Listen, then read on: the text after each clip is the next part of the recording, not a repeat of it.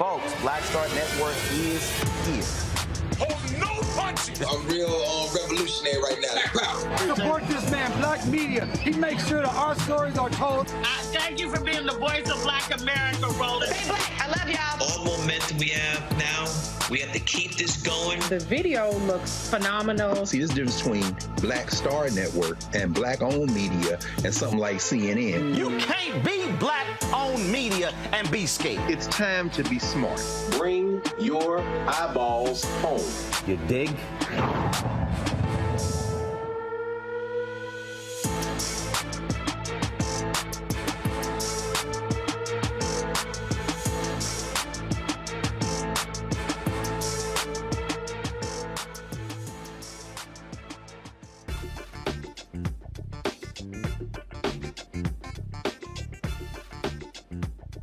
Today is Monday, January 9th, 2023. Coming up on Roland Martin Unfiltered, streaming live on the Black Star Network.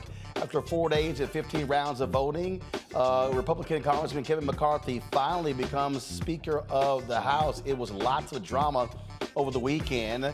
Louisiana Congressman Troy Carter will join us tonight to talk about how McCarthy was able to win the seat, but also what is next with him being in control. We'll also replay for you the speech of Congressman Hakeem Jeffries as he laid it out to the Republicans and signaled how it's going to run now that he is in charge of the Democratic caucus. The Atlanta area special grand jury investigating what took place with the election there. They have completed their probe of whether former President Donald Trump and his allies violated the law in their efforts to overturn the 2020 election. We'll discuss where that information is going. Plus, December's job report showed there was steady growth in 2022, but what did it mean for African Americans? And what can we expect in 2023? We will talk to a CEO about that as well. Plus, great news. Buffalo Bills player Damar Hamlin is no longer in the hospital. He has been released and sent back home to Buffalo. The music industry has been hit by several losses. The founding member of the Earth, Wind & Fire, Anita Pointer, as well as a prominent gospel singer, all have passed away in the last week. We'll have those in memoriams for you as well. Plus, we continue our New You in 2023. My homie Cutie Mac is going to be here talking about nutrition and his 6-week Super You program. Folks, it is time to bring the funk on Roland Martin Unfiltered on the Black Star Network. Let's go. He's got it. Whatever the miss, he's on it. Whatever it is, he's got the scoop, the fact, the find. And when it breaks, he's right on time and it's rolling. Best believe he's knowing. Putting it down from sports to news to politics. With entertainment just for kicks, he's rolling. It's on go, y'all. It's Roland Martin.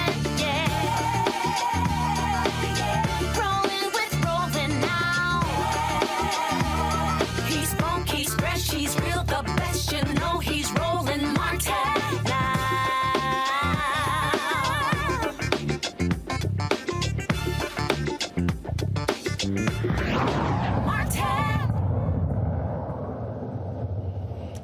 Folks, this is a live look at the floor of the United States House. It's more like rules. As they are talking about the rules package, the Republicans are pushing it forward. Let's hear from Congressman Stephen Horsford, please, who leads the Congressional Black Caucus. McCarthy and MAGA Republicans want to defund the IRS so that their millionaire and billionaire friends don't have to pay their fair share in taxes, while hardworking people in Nevada's 4th District pick up the tab. There's a persistent problem with the wealthiest Americans evading taxes or hiding their money in secret offshore bank accounts in order to avoid paying their tax obligations. In fact, according to a new Syracuse University analysis, low-income wage earners were audited 5.5 times more than the people in every other tax bracket in 2022. Democrats put people over politics and provided the resources and funding that the IRS needs to go after the super rich tax cheats. It is not fair that taxpayers with lower incomes are more likely to be audited than high-income taxpayers. And adding additional insult, their first bill adds more than $100 billion to the deficit over the next 10 years. What does that say about reducing our deficit? Stop this hypocritical. Gentleman's time has expired. Gentleman from Oklahoma. I I ask for my time. Thank you, Mr. Speaker. Mr. Speaker, I ask unanimous consent that the Speaker be authorized to postpone the vote on ordering the previous question. Nevada, who is the new chair of the Congressional Black Caucus, joining us right now is Congressman Troy Carter. Congressman, glad to have you back on Roland Martin Unfiltered. The reason we are here having this conversation is because Kevin McCarthy, after 15 rounds, got the votes necessary for him to become Speaker of the House. He made a lot of promises, which includes making changes to how the Rules Committee is, to how the House is governed. The problem he has now is he now has to get the votes to his own caucus to implement those new rules, and that's what the debate is about right now. Essentially, what happened the other night was an indication that the preemptive or the presumptive speaker, rather, felt that he had checks left, but no money in the bank account. You're writing checks for things that you can't cash, giving away the power of the speakership, moving away from the opportunity to be able to govern. The speakership now is so diluted because essentially Mr. McCarthy was held hostage by the most conservative, the far right members of the United States Congress, which now puts us in a position where it's going to be very difficult for them to be able to get a consensus, particularly with the very slim lead that they enjoy. When you look at this rules package that is being debated now and will be voted on, it attempts to change many of the positive things that were done by the Democratic Party, but things that will definitely hurt the American people by taking away those extra IRS agents. They seem to think that this is designed to go after ordinary citizens. It's not. It's designed to go after those that have evaded paying their taxes. In fact, Jennifer Yellen, who is the Treasury Secretary, has made it perfectly clear: no one nor family making less than $400,000 is going to be audited by these new folks. And the reality is they know this. Roland, they know this, but they also know that that's not who they're there to protect. Apparently, they're more interested in protecting those tax cheats and those that are making more than $400,000 than the average, hardworking American people who happen to be Republican as well as Democrat. You talk about the issue that he is going to be facing. He's a perfect example. This is Texas Republican Congressman Tony Gonzalez. He tweeted this out 3 days ago: "I am a no on the House rules package. Welcome to the 118th Congress." And so there are other Republicans who don't like the deals that Kevin McCarthy cut in order to secure the votes necessary. And clearly Democrats are not going to go along with it. And so now we're going to be back at the whole piece here. Now, but clarify this here. Okay, so they want to defund the IRS, but won't that require the Senate to agree and the president to sign the bill? The House just can't say, oh, we're going to stop funding the IRS. That actually has to be a congressional deal signed into law by the president, correct? That is correct. What you have is going to be a lot of brinksmanship, a lot of grandstanding, a lot of barking, with fortunately, in this case, no bite. Because even if they were successful in getting that off the floor to change the IRS structure or to defund those agents, this is not something that the Republican Party or the House can unilaterally do without the confirmation of the Senate. So what we're seeing here is more political theater, them trying to appeal to their base, Fox News, conservative talk radio. So no matter what they do, now granted, we also talk about the House rules. There are some other things that can be changed that only applies to how the House is governed. When we start talking about cutting this and cutting that, you cannot just unilaterally decide that in the House without the Senate going along with it. No, what they're attempting to do, Roland, is change the rules by which we govern. So if you change the rules, you make it more easier in some areas, more difficult in others, take away certain privileges, add additional ones. If you manipulate the rules, that puts you in a position to expedite cutting things that you don't like or expedite advancing things that you do like. But even with that, it's not a lawmaking body. At the end of the day, you can change the rules on how we govern, but ultimately it still has to go to the upper chamber, which is the Senate, for final passage. And of course, the president has to sign it. And if he signs it and they don't like it or they don't sign it, then it's not law. So what you're going to see is more of what you saw the other night. A lot of political theater, a lot of hate speak, a lot of chest beating, but at the end of the day, very little governing. So what we're about to, again, and I keep warning people, I was up late watching everything unfold Friday night, early Saturday morning, and we saw how Kevin McCarthy went over and how he whispered and was talking to Matt Gaetz, and who changed his mind to vote present, and then that caused McCarthy to hurry up and stop the vote to adjourn. The Republicans flipped, and then that led to the vote, to be elected speaker. But again, when you have to cut that many deals, it's going to tick off even some people who were on your side, and now they can sit here and, again, like terrorists, negotiate over and over and over again. And so it's going to be hilarious, frankly, just to watch what happens when they try to move something forward, knowing full well if 5, 6, or 8 Republicans disagree, it can't get passed without some Democratic support. And without there being another request for a ransom. Every time the speaker has to advance a bill, he's going to have to respond to those ransom requests. Listen, there's no way to govern. There's no way. The American people don't expect us to be here having to answer to unrealistic ransom demands from members of your party because they want this or they want that. In a true democracy, we should be working together for common goals. We don't have common goals. Their goal is to undo anything that looked like it may have been something that was passed by Democrats. And unfortunately, those things are all things that benefit the American people, not just Democrats. They impact and they better the lives of Democratic people across the country, Republican people across the country, people of all backgrounds and races. Unfortunately, this conference of Republicans seem to be so hell-bent on holding the gavel and less concerned on passing good policy. Again, we can expect a whole other drama taking place. And frankly, Congressman, I think it's going to be a lot of bickering, a lot of floor speeches, a lot of everything else.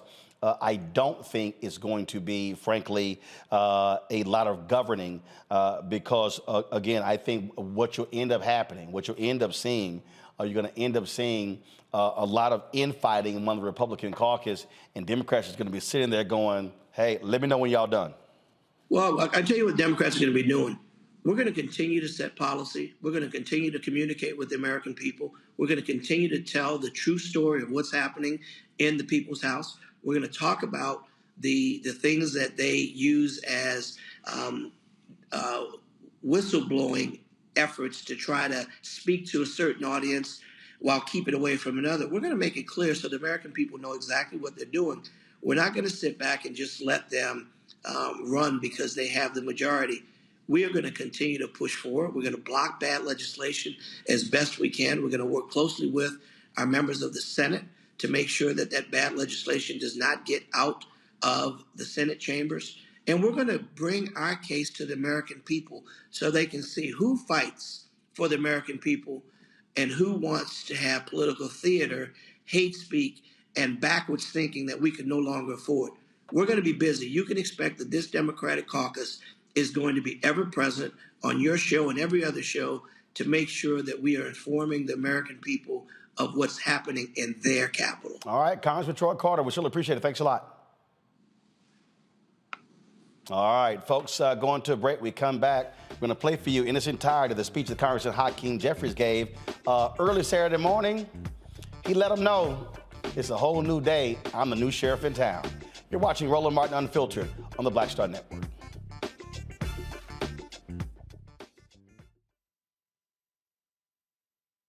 I love directing. It's a different kind of piece. I do believe that the 30 years I was acting was to prepare me for what I'm supposed to be doing and that what I'm really am good at. But when you were acting, were you even thinking about directing? Nope. Were you? So what the hell happened? If you had asked me 15 years ago, I probably would have said, no, I don't know.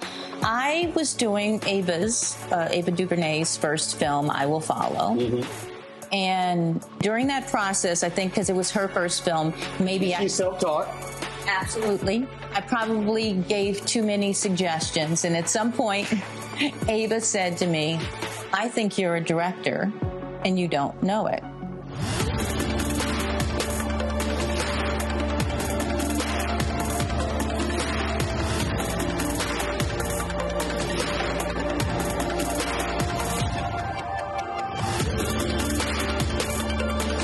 When you talk about blackness and what happens in black culture, you're about covering these things that matter to us, speaking to our issues and concerns. This is a genuine people-powered movement. There's a lot of stuff that we're not getting. You get it, and you spread the word. We wish to plead our own cause. Too long have others spoken for us. We cannot tell our own story if we can't pay for it. This is about covering us. Invest in black-owned media. Your dollars matter. We don't have to keep asking them to cover our stuff. So please support us in what we do, folks. We want to hit 2,000 people, $50 this month, raise $100,000. We're behind $100,000, so we want to hit that. Y'all money makes this possible. Checks and money orders go to P.O. Box 57196, Washington, D.C. 20037-0196.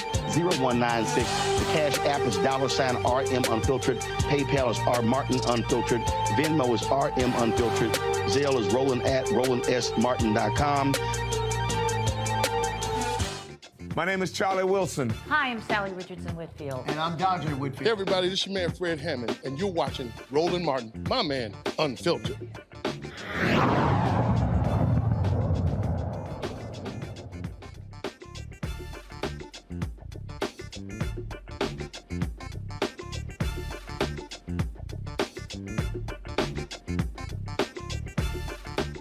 All right, folks, before Kevin McCarthy got the gavel on Saturday, early Saturday morning, there was a whole process there in terms of Democrats, Republicans coming out, and the Democratic leader, Hakeem Jeffries, he spoke first. And folks, when I say Kevin McCarthy took his 16th L, imagine losing all those rounds, and then you get to then follow Hakeem Jeffries after the speech that he gave, where he let everybody know how Democrats, what they've done in the past, and how they're going to operate in the future. Here is his speech in its entirety. Madam Clerk, Whip Clark, distinguished members of the House Democratic Caucus and the House Republican Conference, it's my high honor and distinct privilege to finally be able to welcome all of you to the 118th Congress.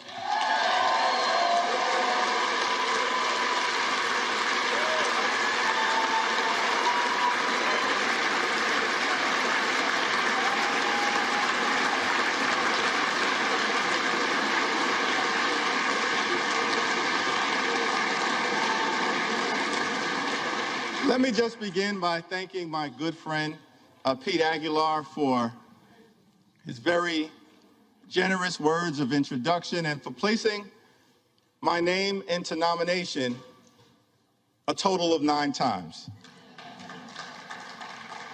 And I also want to thank my other colleagues from the Democratic Caucus for your generous words of nomination as well. Jim Clyburn, Catherine Clark, Ted Lieu, Dean Phillips, Joe Neguse, and Veronica Escobar. I also want to thank my colleagues, my friends in the House Democratic Caucus for your perseverance, for your strength, for your friendship, for your unanimity of purpose, and for your unanimous support.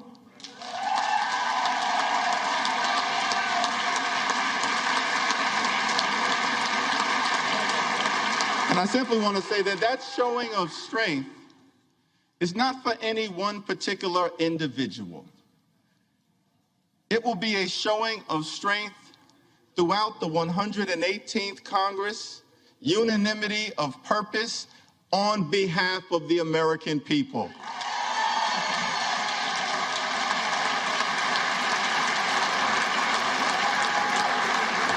Before I proceed any further, let me begin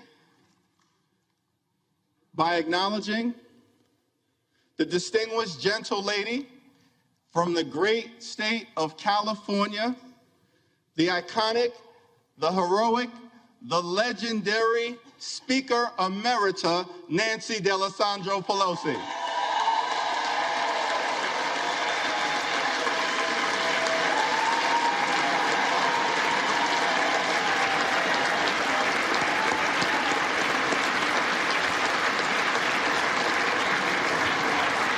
And without question in my mind, Speaker Emerita Pelosi will go down in history as the greatest speaker of all time. Throughout her time in Congress, she's been a legendary legislator, a fabulous facilitator, and a no-nonsense negotiator. We know that Nancy Pelosi is a woman of faith, a loving wife, a mother of 5, a grandmother of 9, a defender of democracy, a voice for the voiceless, and a powerful champion for the children, the climate, Charm City, California, the caucus, the Congress, the country, and the Constitution. Thank you, Madam Speaker, for all that you have done. It's an honor to stand on your broad shoulders. As well as the shoulders of the great Steny Hoyer and the great Jim Clyburn, 2 consequential leaders in their own right.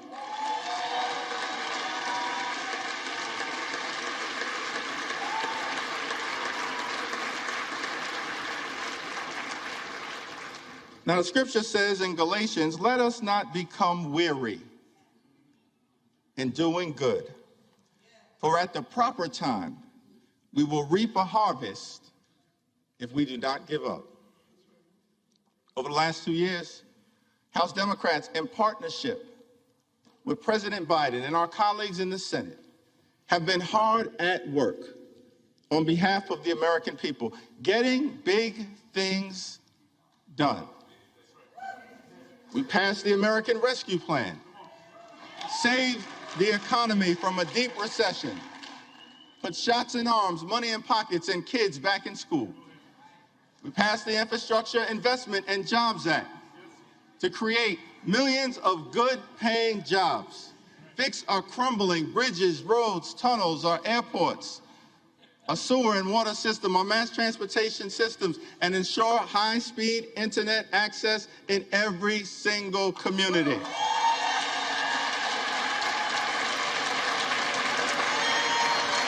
We passed gun safety legislation for the first time in 30 years that will save lives and make our communities safer. We passed the CHIPS and Science Act to bring domestic manufacturing jobs back home to the United States of America and ensure that our workforce has the skills to succeed in the 21st century economy. And we passed the Inflation Reduction Act to strike a dramatic blow against the climate crisis, set our planet on a sustainable trajectory forward, lower energy costs, strengthen the Affordable Care Act, lower health care costs, and drive down the high price of life-saving prescription drugs for millions of Americans. It was one of the most consequential Congresses in American history. President Biden gets the job done, and the D in Democrat stands for deliver.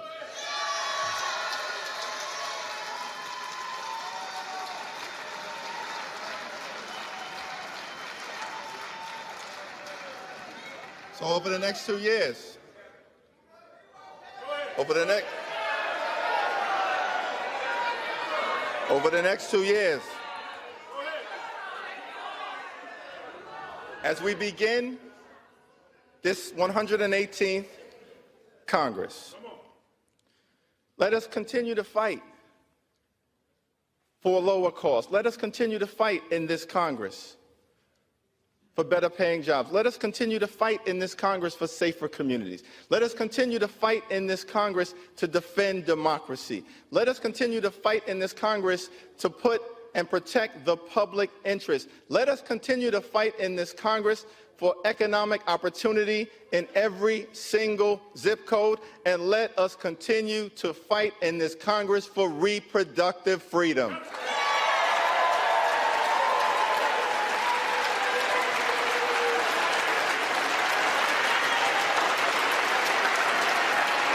Because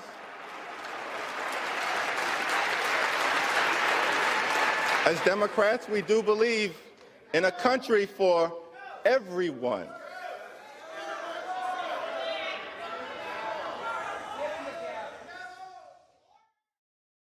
My panel, Leon Malvo, Omekongo Dabinga, Representative Renita Shannon. I got a couple of minutes before I go to break. Real quick here, Omekongo. It was to watch him lay out what Democrats have done. Republicans, the reason he kept stopping because Republicans were not happy, were jeering him. All he did was tell the truth. All he did was tell the truth, man. It was the A to Z's of democracy. I mean, the way he laid it all down.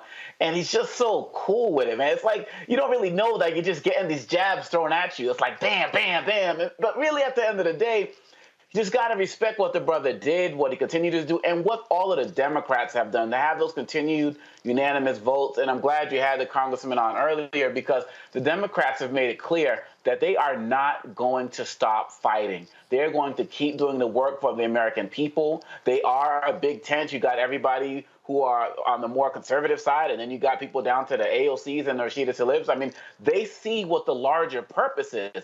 And really, the Republicans have shown full out in front of everybody that they do not have the ability to govern, that they are petty, that they are evil, and they are vindictive. And they spent all of that time fighting over who's going to have the right to investigate Hunter Biden.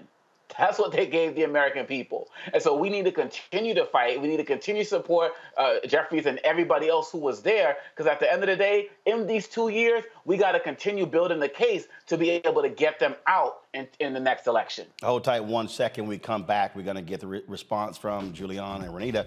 We're also going to finish the rest of his speech. And of course, you know, he is from Brooklyn, and so he loves dropping references to Notorious B.I.G. on the floor. And so let's just say when he did a walk through A through Z, Republicans are still trying to figure out, man, we ain't got nobody on our side with that kind of flow.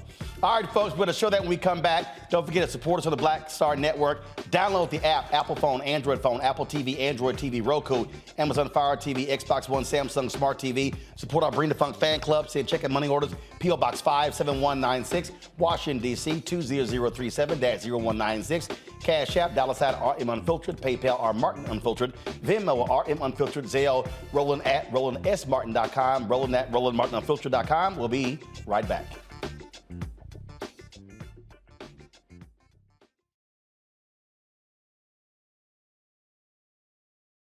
White nationalist rally that descended into deadly violence. White people are losing their damn minds.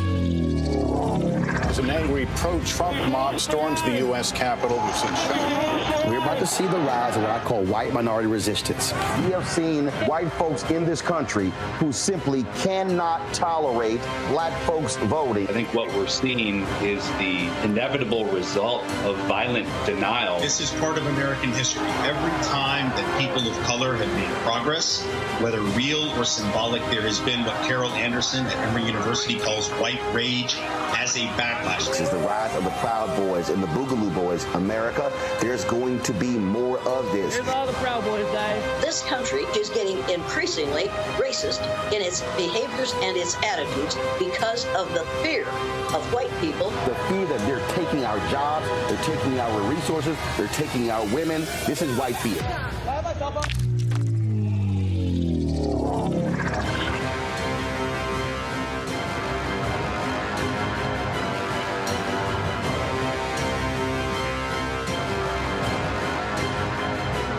The next Get Wealthy with me, Deborah Owens, America's Wealth Coach. The number of people working from home has quadrupled to almost 30%. you're going to learn how you can now create your money space. It can impact your mood, your mindset, and your ability to get wealthy. Interior designer Nikki Klug joins us to share exactly what you need to do to create a winning workspace. Make a space that is going to instantly put you in the mindset so that you can be more productive, so that you're organized, so that you're inspired, or you're really focusing in on the task at hand. That's right here on Get Wealthy, only on Black Star Network. Hi, y'all doing? It's your favorite funny girl, Amanda Seals. Hi, I'm Anthony Brown from Anthony Brown and Group Therapy. What up, Lana Well, and you are watching Roland Martin Unfiltered.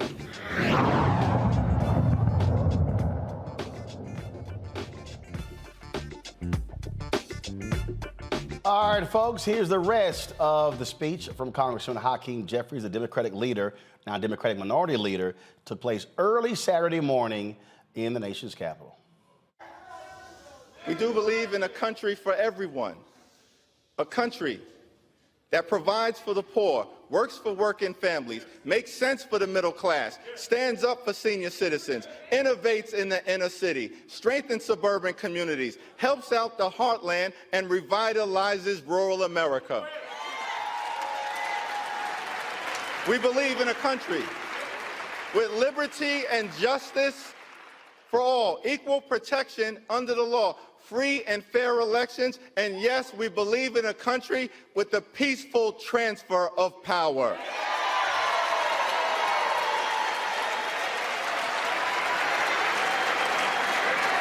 We believe that in America, our diversity is a strength. It is not a weakness. An economic strength, a competitive strength, a cultural strength. Our diversity is a strength. It is not a weakness. We are a gorgeous mosaic of people from throughout the world. As John Lewis would sometimes remind us on this floor, we may have come over on different ships, but we're all in the same boat now.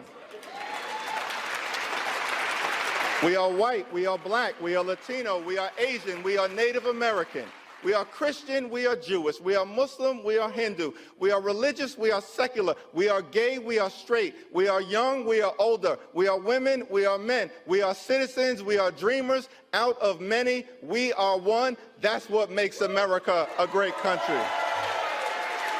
And no matter what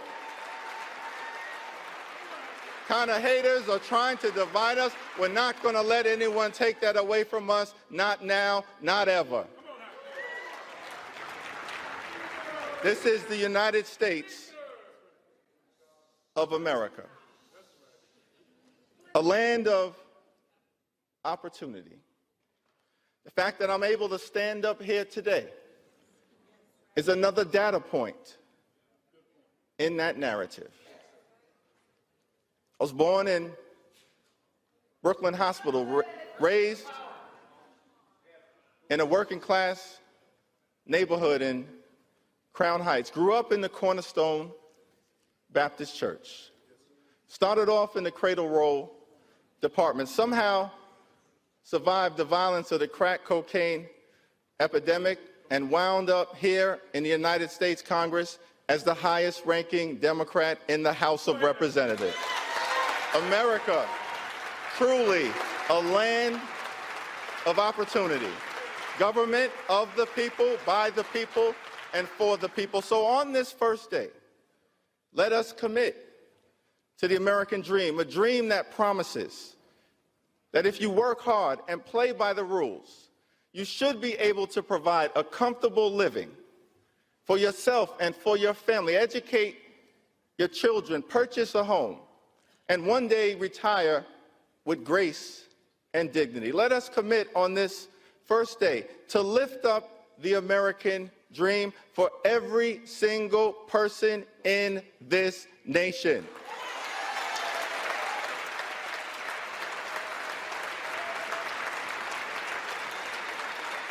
Now,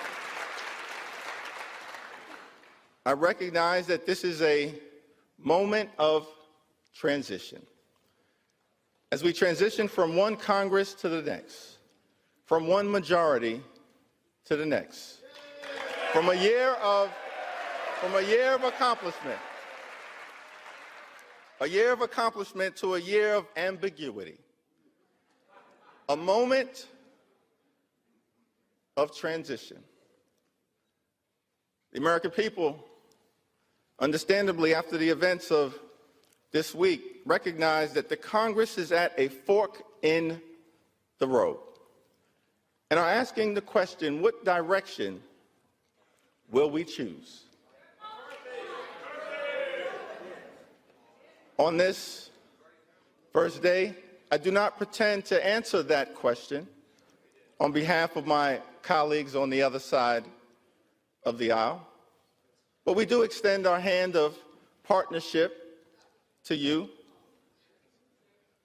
and want to make clear that we extend and intend to try to find common ground whenever and wherever possible on behalf of the American people.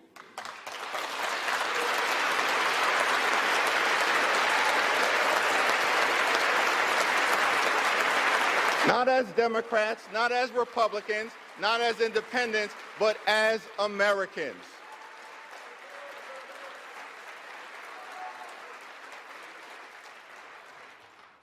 But I also want to make clear that we will never compromise our principles. House Democrats will always put American values over autocracy, benevolence over bigotry, the Constitution over the cult, democracy over demagogues, economic opportunity over extremism, freedom over fascism, governing over gaslighting, hopefulness over hatred, inclusion over isolation, justice over judicial overreach, knowledge over kangaroo courts, liberty over limitation, maturity over Mar-a-Lago, normalcy over negativity, opportunity over obstruction, people over politics, quality of life issues over QAnon, reason over racism, substance over slander, triumph over tyranny, understanding over ugliness, voting rights over voter suppression, working families over the well-connected, xenial over xenophobia, yes we can over you can't do it, and zealous representation over zero-sum confrontation. We will always do the right thing by the American people. So let us not grow weary of doing good, for the American people will reap the benefit of the harvest if we do not give up. God bless you, God bless the House, and God bless the United States of America.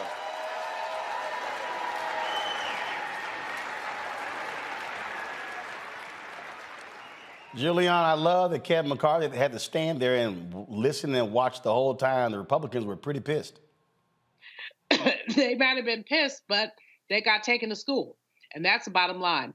I think Hakeem Jeffries is time enough for them. It's going to be very interesting, though, Roland, as you talk to Omakongo and before that, the congressman from Louisiana about what's going on. This was a circus. I hope everybody brought their popcorn.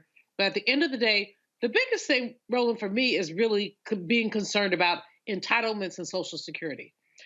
More than 50% of Black women who are over 65 years old, me too, basically depend on Social Security as their sole source of pension money. More than half. So when this boy goes around talking about he's going to cut entitlements, I'm counting on Hakeem Jeffries with his poetic pushback to say, oh, hell no, because that's what's going to happen. They have been plotting on this for a very long time. And I know that anything they do has to go to the Senate, go to the president. But the attack on entitlements is really what that 45th president, the orange orangutan, and his friends, they're holding up their phone talking about, please come talk to him. This is toxic, and it really is an attack not only on all Americans, but especially on Black Americans. Renita? Yeah, Hakeem Jeffries started out his tenure by saying that this was a new day in the House, a new day for Democrats, which we frequently hear Democrats say. And, typically then we sort of get the same results. And I'm always in the camp of what Democrats can be doing, what they need to be doing more of, because I've seen the inside and I see where we fight and when we don't fight. But what people really need to understand is Hakeem Jeffries is putting his money where his mouth is. People do not understand how hard it was what he just accomplished. So let me break it down for you. Typically, Democrats— About 30 seconds, if I go to the break, go.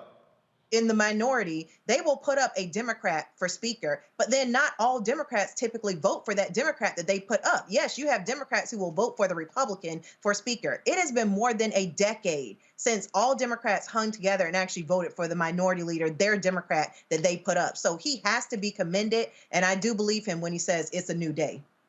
It is, and so again, I love to see the feistiness and, of course, walking it through A to Z. You ought to see some of the memes where they actually put Nas's Ether to that music to what Hakeem did there. So pretty cool. All right, y'all, going to a break. We come back. We're going to talk about the last jobs report. First of all, the first jobs report of the year, or the last month of the year, and lay out what took place in 2022. That's next on Roland Martin Unfiltered on the Black Star Network. Don't forget, folks, support us in what we do. Download the Black Star Network app, Apple phone, Android phone, Apple TV, Android TV, Roku, Amazon Fire TV, Xbox One, Samsung Smart TV. Get a copy of my book, White Fear, How the Browning of America is Making White Folks Lose Their Minds. Available at all bookstores. Download it on Audible. And, of course, if you're watching on YouTube or the Black Star Network, hit the like button, hit the share button on Facebook. Other folks know what we're doing. We'll be back in a moment.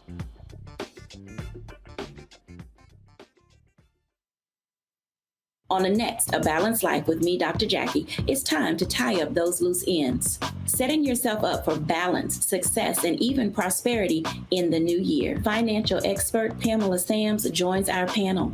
She will give us a checklist of things that we need to do before the calendar turns. We develop our money mindset by the age of 6. And so we have our sometimes 6-year-old self still operating in the background of our money scripts. That's next on A Balanced Life on Black Star Network.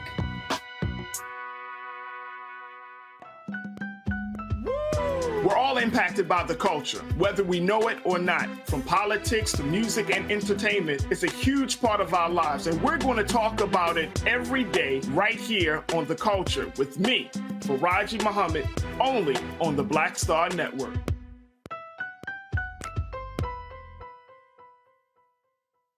When you talk about blackness and what happens in black culture, we're about covering these things that matter to us, speaking to our issues and concerns. This is a genuine people-powered movement. There's a lot of stuff that we're not getting. You get it, and you spread the word. We wish to plead our own cause. Too long have others spoken for us. We cannot tell our own story if we can't pay for it. This is about covering us. Invest in black-owned media. Your dollars matter. We don't have to keep asking them to cover our stuff. So please support us in what we do, folks. We want to hit 2,000 people, $50 this month, raise $100,000. We're behind 100,000, so we want to hit that. Y'all money makes this possible. Checks and money orders go to P.O. Box 57196, Washington, D.C. 20037-0196. The Cash App is $RM Unfiltered. PayPal is R Martin Unfiltered. Venmo is RM Unfiltered. Zelle is roland@rolandsmartin.com. Hi, I'm BB Winans. Hey, I'm Donnie Simpson. What's up? I'm Lance Gross, and you're watching Roland Martin Unfiltered.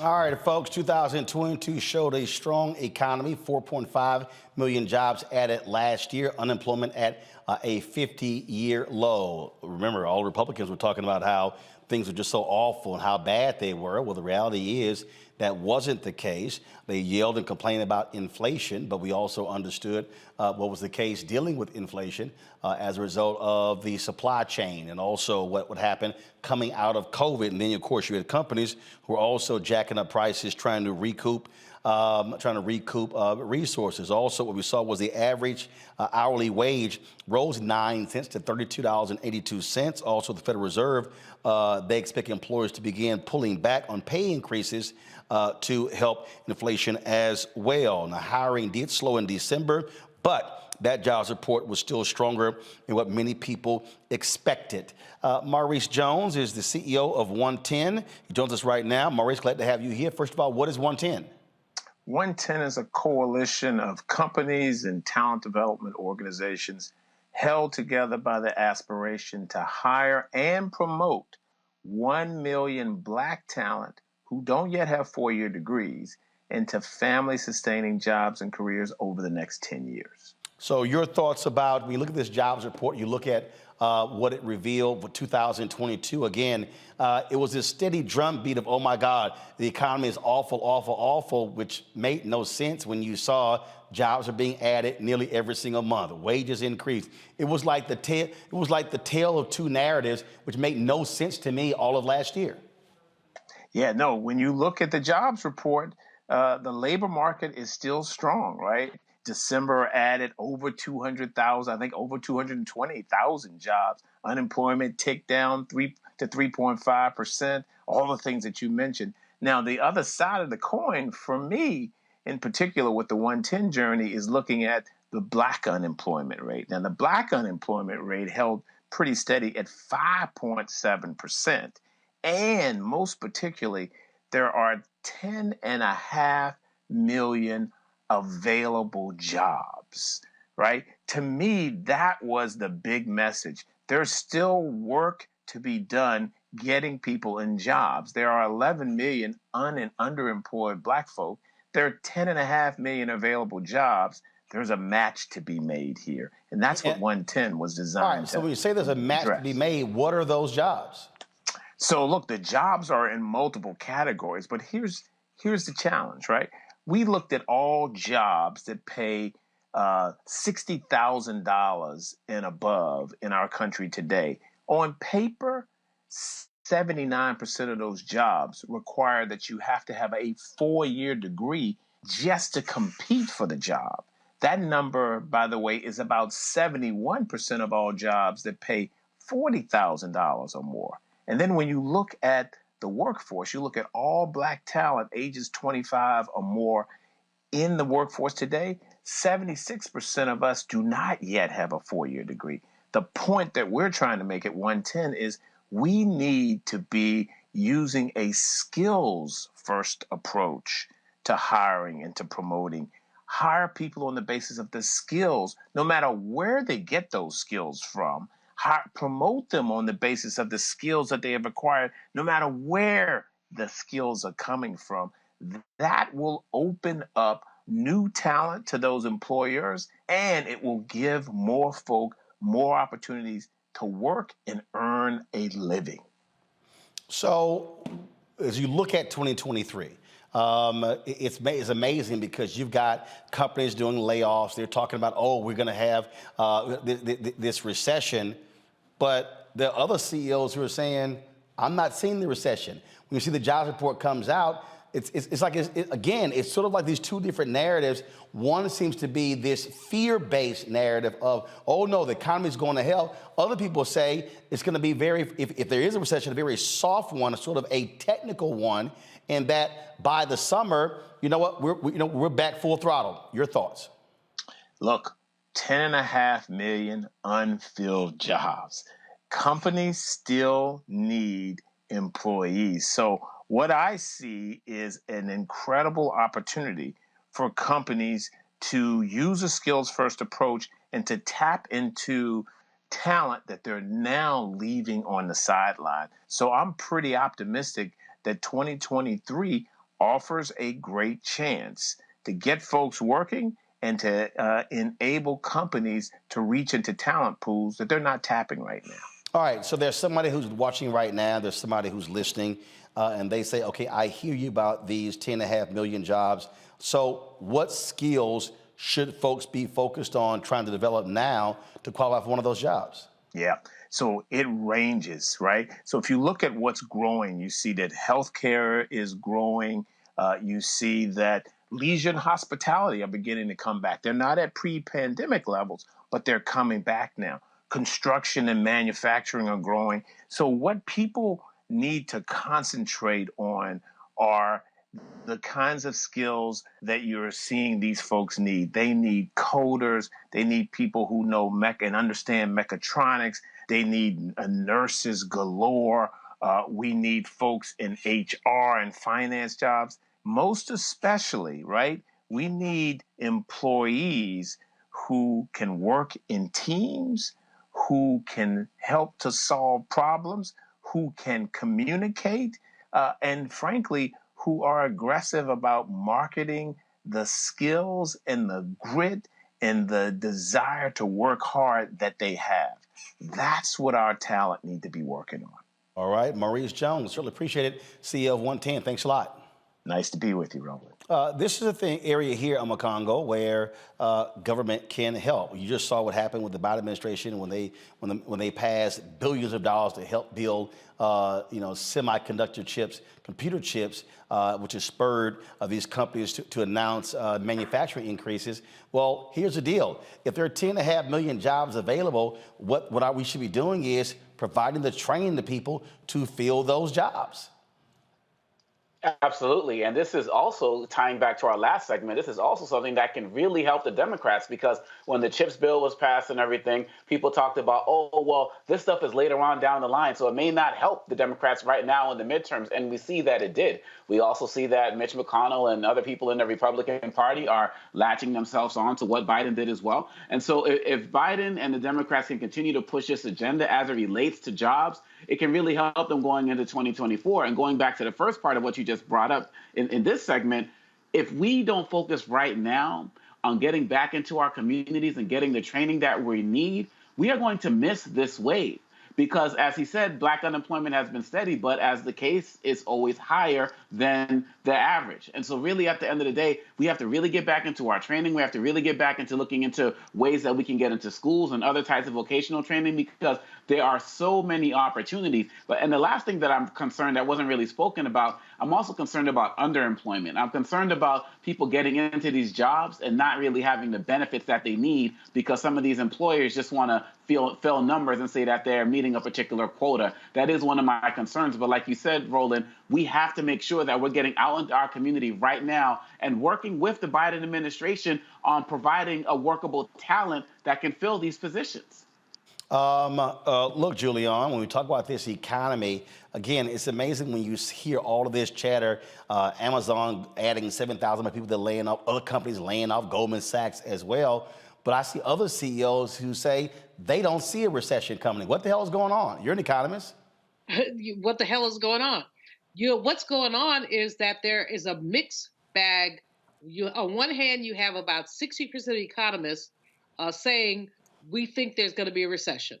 On the other hand, you have folks, very strong jobs report last month, 3.5% unemployment is the lowest rate we've seen in 50 years. So some folks saying recession, other folks saying strong jobs thing. From an economist perspective, the big thing is inflation. And as long as inflation continues to go up, 7% last month, while wage growth only went up by 4.6%. So basically average people are 2% behind what they were a year ago. So a lot of people are grappling with that.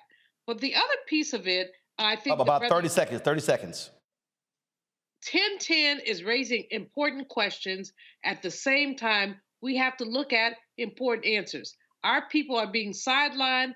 I don't want to hear the nonsense about we don't have a recession. Whether we do or not, inflation is sidelining Black people.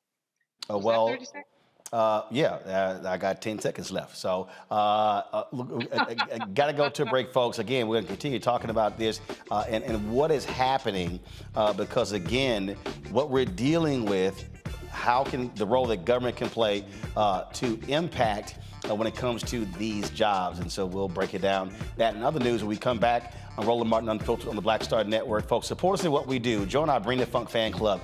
Your dollars make it possible for us to do what we do. We're going to be in Houston on Thursday. I'm going to be in Wichita, Kansas on Monday for MLK Day. We're going to be in Los Angeles next month for the NAACP Image Awards, broadcasting all that week. And so, again, your dollars make it possible for what we do while we're fighting the advertising battles as well. Send your check and money orders to P.O. Box 57196, Washington, D.C. 20037-0196. Cash App, $RM Unfiltered. PayPal is R Martin Unfiltered. Venmo is RM Unfiltered. Zelle, Roland at RolandSMartin.com. Roland at RolandMartinUnfiltered.com. We'll be right back.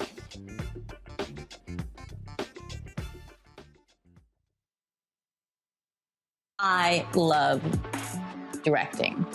It's a different kind of piece. I do believe that the 30 years I was acting was to prepare me for what I'm supposed to be doing and that what I'm really am good at. But when you were acting, were you even thinking about directing? Nope. Were you? So what the hell happened? You had asked me 15 years ago, I probably would have said, no, I don't know. I was doing Ava DuVernay's first film, I Will Follow. Mm-hmm. And during that process, I think because it was her first film, maybe She's self-taught. Absolutely. I probably gave too many suggestions. And at some point, Ava said to me, I think you're a director and you don't know it.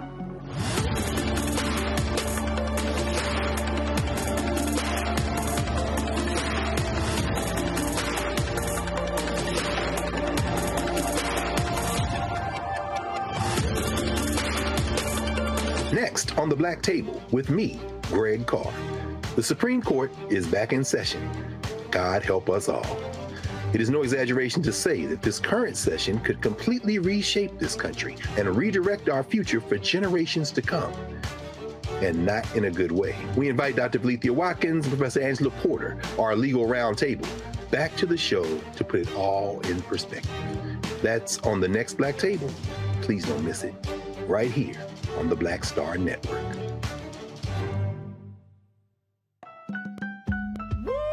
We're all impacted by the culture, whether we know it or not. From politics to music and entertainment, it's a huge part of our lives, and we're going to talk about it every day right here on The Culture with me, Faraji Muhammad, only on the Black Star Network.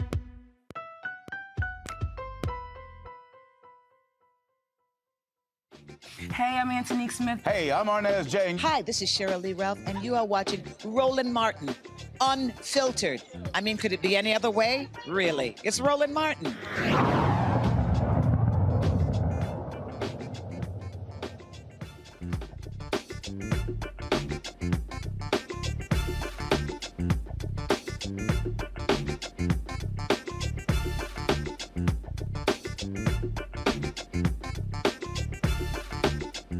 All right, folks, welcome back. Renita, you're a state representative there in Georgia. The thing here that people really don't understand, state legislatures, county commissioners' courts, city councils, the federal government, they spend a lot of money trying to attract corporations, offering tax incentives, offering tax breaks, research and development.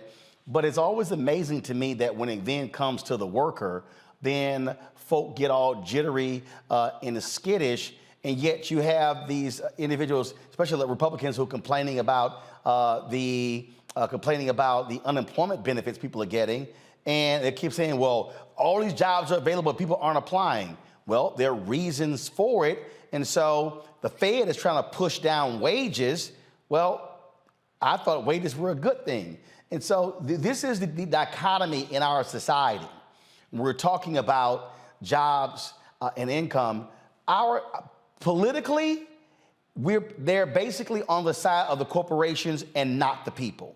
Yet when they run for office, it's the working class, it's the worker, blah, blah, blah, blah, blah. That ain't reality when it comes to policymaking.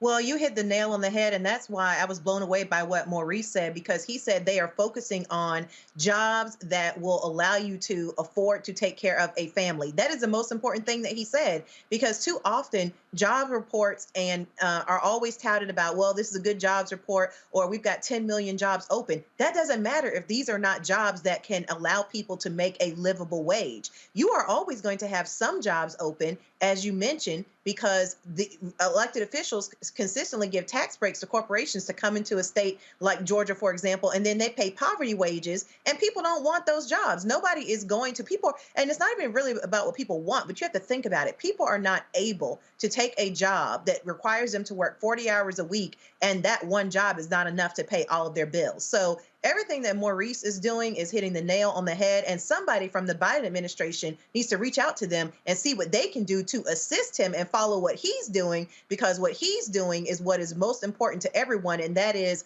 helping to match them with a job that actually pays livable wages. And here's the thing when we start breaking these things down, Omekongo, and a lot of people, I think, have a false sense of what people out here make. In fact, that was a guy, let me see if I can find it.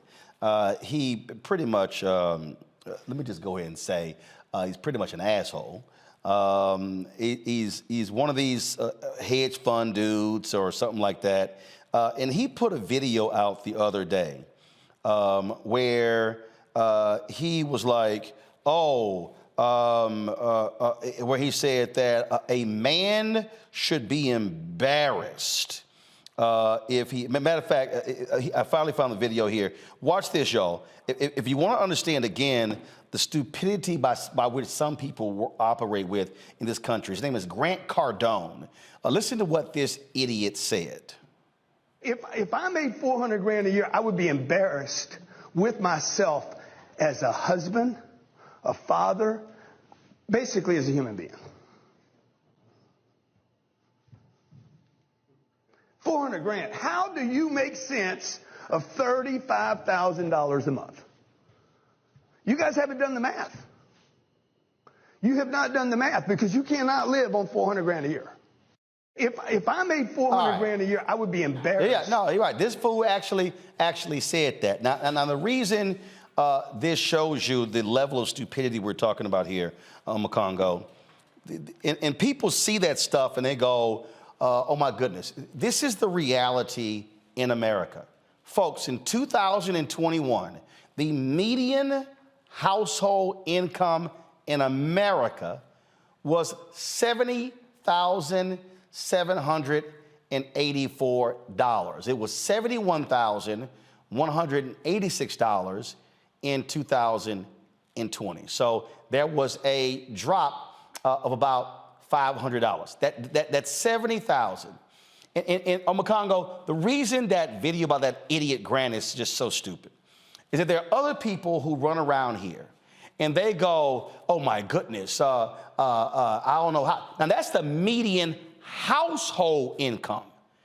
That means 2 people, 2 adults in a household. It means a kid may be working. That's what that means. So when this fool goes, I don't know how you can live off of $35,000 a month, the average American is living off of that times 2 for the year.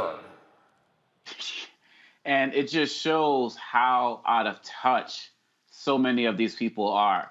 We talk about that when you were talking about the CEOs and the politicians, you know, the CEOs, they don't work for the people, they work for their shareholders. These politicians only care about getting money from the CEOs. They don't care about the people who are on the bottom. And on top of that, you're talking about the median income, which has dropped. But as Dr. Malveaux said, look at inflation. Look at everything costing more. Look at people not getting cost of living increases and really at the end of the day, this is a society that still does not care about the poor. It doesn't care about the working poor. It doesn't care about the middle class. It doesn't care. It's doing everything possible to push us even further down. So this man out here talking foolishly about being ashamed, let's be real. We should be ashamed as a country that we're putting ourselves in situations where our soldiers are coming back and they're dealing with food insecurity, where people in our communities are dealing with homelessness, where our schools are not getting the funding needed to be able to put kids in positions to be able to get out here and get these jobs. This is America's great shame. And that man out there, I don't know where he's coming from, but he's not seeing what people are seeing every single day who live in the real world. And that is the real shame of the United States of America, which is the greatest country on earth, but it's not doing the greatest for the most people right now. The thing, the reason why I wanted to play that clip there, Julian, is because Whenever you see the debates in Congress and all of a sudden they're deciding, where to cut things off and the cap, you have a lot of these people who live, especially in New York and New Jersey and other places. They're like, well, my goodness, what do you mean that if a family makes more than $250,000, they can't qualify for financial aid or for Pell Grants? I mean, my goodness, we have other bills as well. Okay, the reason that is just so, I showed you the numbers there, well, that's ridiculous, because the average folks don't. The reality is, in America, we're talking about no more than 2% of Americans make $125,000 or more. I mean, we're not talking about, the number is so small, 98% of the people in this country, they ain't making six figures. But when you hear these policymakers, we're talking about job training and development, they act like folks are just, out here splurging and blowing money, when that's not the case. Well, there's a dissonance here. First of all, these people who make public policy do not live lives. So they make public policy, they don't know how people live. So when we're talking about inflation as an example, you, I, and probably everyone on this panel will have a little bit of pain with inflation, but if you're below 60 grand and the cost of chicken wings goes up by 50%, and that's what you feed your kids, this is going to be a problem. But there's a cognizant dissonance between the way that policymakers live and the way that people live. And that's what we're grappling with now. Beyond that, we are dealing with a situation, Roland, don't get me started, you and me, don't get me started, but it's repugnant to look at the economic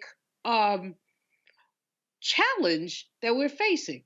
You got these Republicans, as I said earlier, 65% of Americans who are over 65 only rely on their Social Security check to live.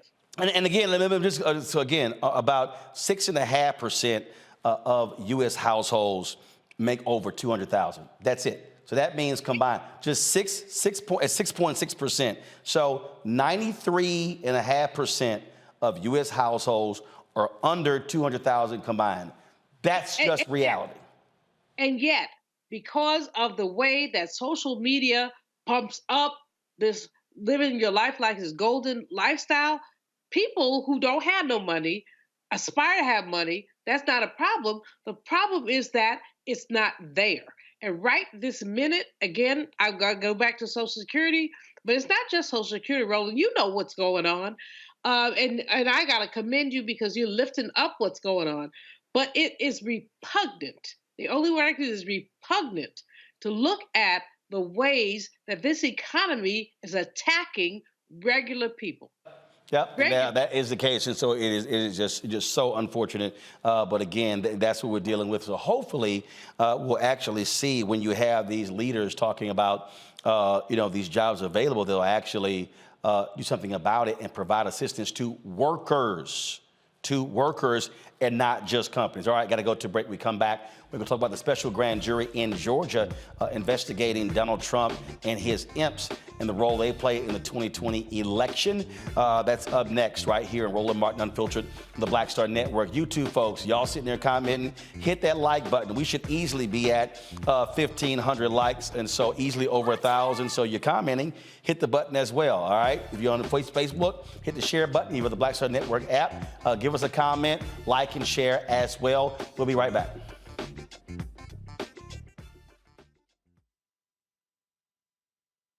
Hatred on the streets, a horrific scene, a white nationalist rally that descended into deadly violence. White people are losing their damn minds. As an angry pro-Trump mob storms the U.S. Capitol, we've seen shooting. We're about to see the rise of what I call white minority resistance.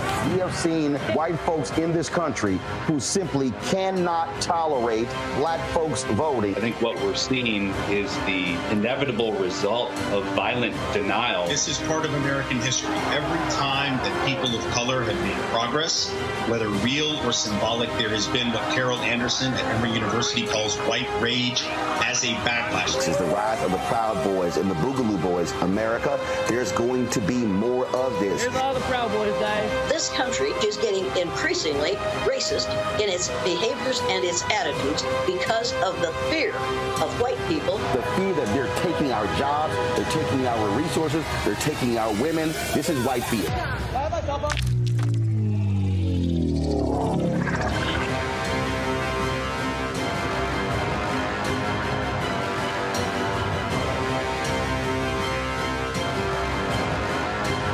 On the next Get Wealthy with me, Deborah Owens, America's Wealth Coach, the number of people working from home has quadrupled to almost 30%. You're going to learn how you can now create your money space. It can impact your mood, your mindset, and your ability to get wealthy. Interior designer Nikki Klug joins us to share exactly what you need to do to create a winning workspace. Make a space that is going to instantly put you in the mindset so that you can be more productive, so that you're organized, so that you're inspired, or you're really focusing in on the task at hand. That's right here on Get Wealthy, only on Black Star Network. Hi, I'm Eric Nolan. I'm Shantae Moore. Hi, my name is LaToya Luckett, and you're watching Roland Martin Unfiltered.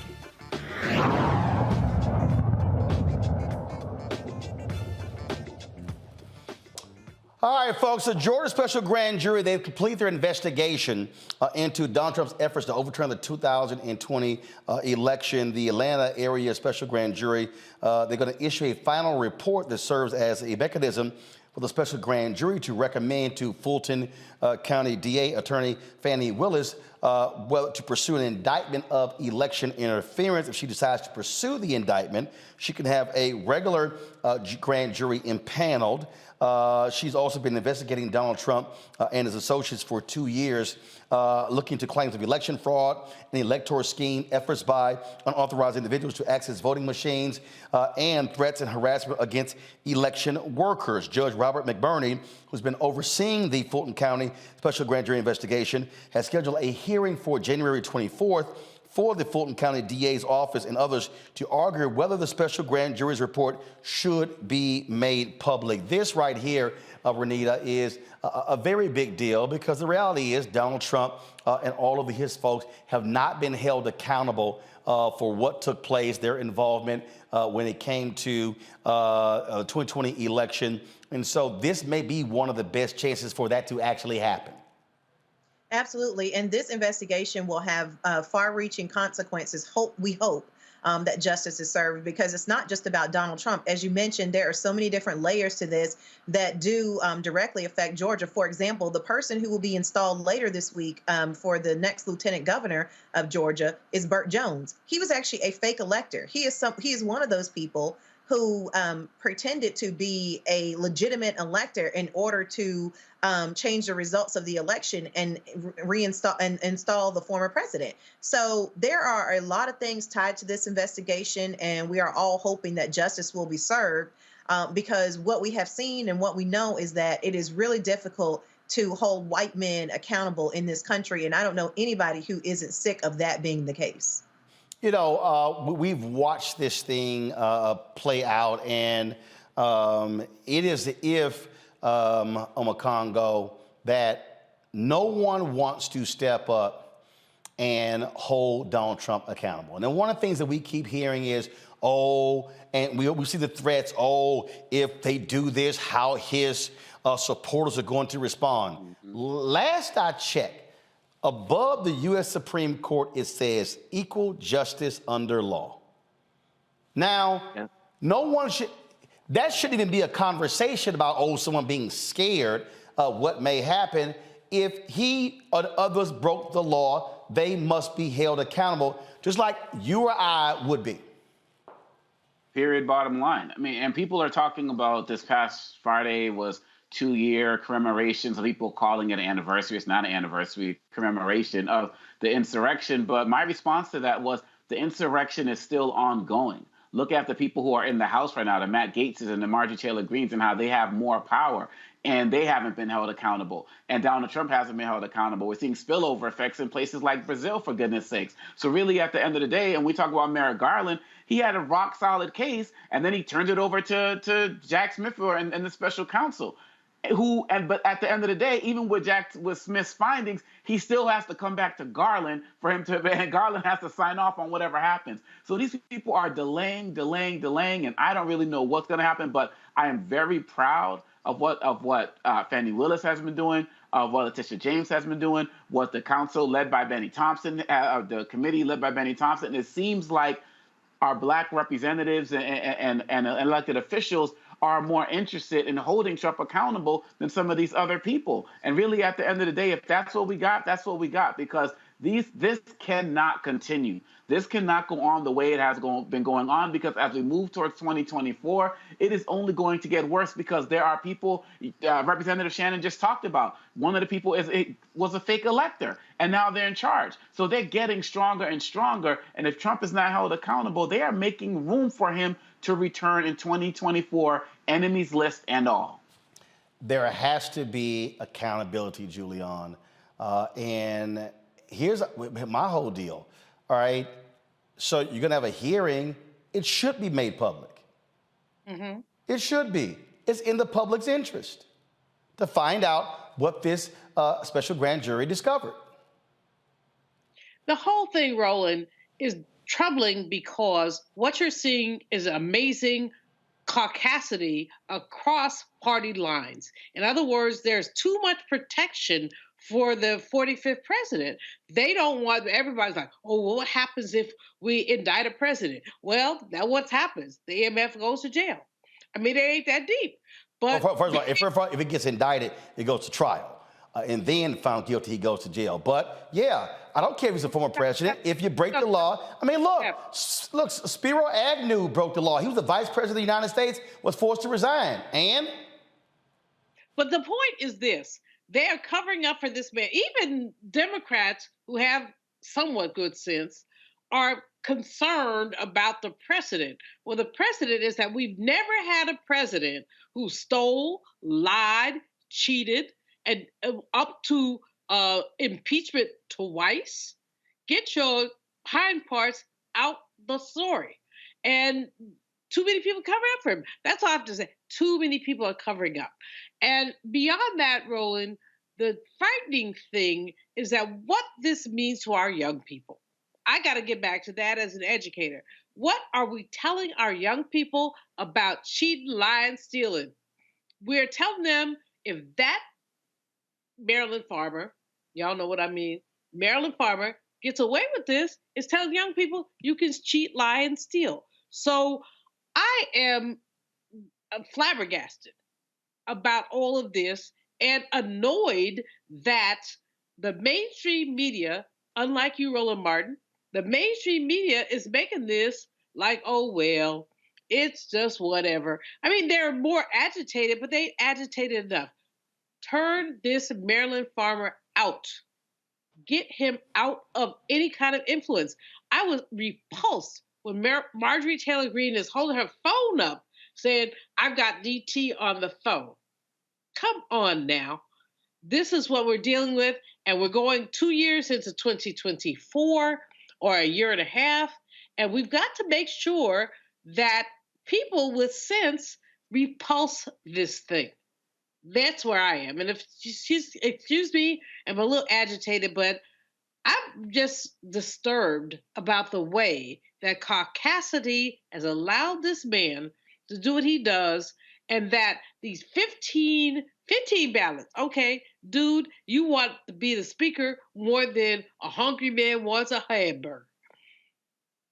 Well, okay. Renee, what it also, why you have to see it through, because if you don't, what you're basically saying to any future politician, do the exact same thing, and that'll be enough cover for you not to be held accountable. Well, correction, do the same thing and also be a white man. That's the important part, because we know that if this had been if President Obama would have tried this would not have even been a thing. It would not take this long to get justice. this would not have even happened, because we all know what would have actually happened had he tried it. So, I mean, I do think that it's just very important for, all of us to get justice out of this situation.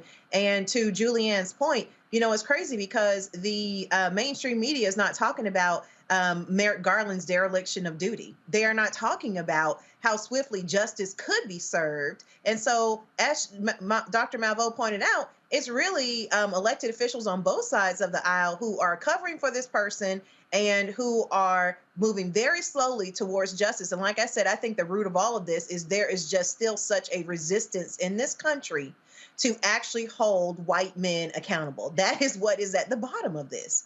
So. Well, you're absolutely right, and it's unfortunate what we continue to see. On Congo, just a few moments ago, Republicans did push through their rules package. Give me 1 second. Let me pull this up here. The link here. And so Kevin McCarthy was able to secure the particular votes. It passed 220 to 213, again, by 2 votes.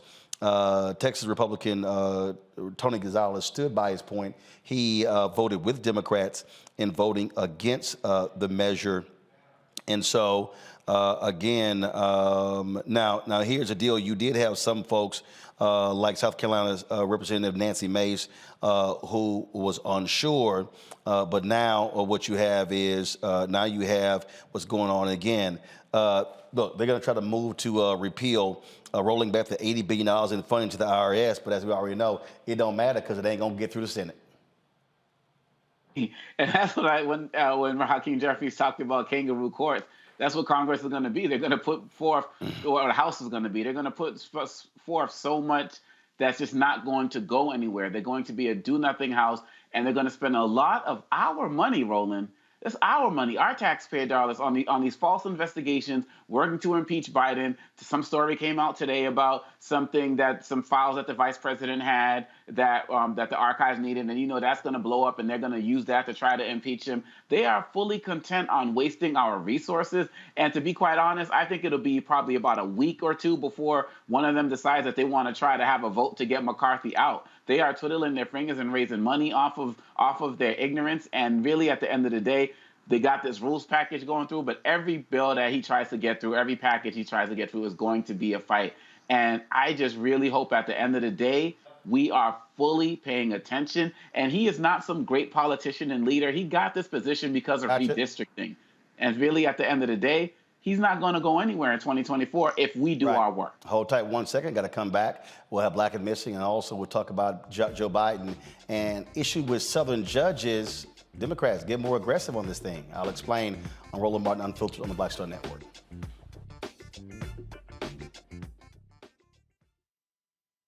When you talk about blackness and what happens in black culture, we're about covering these things that matter to us, speaking to our issues and concerns. This is a genuine people-powered movement. There's a lot of stuff that we're not getting. You get it, and you spread the word. We wish to plead our own cause.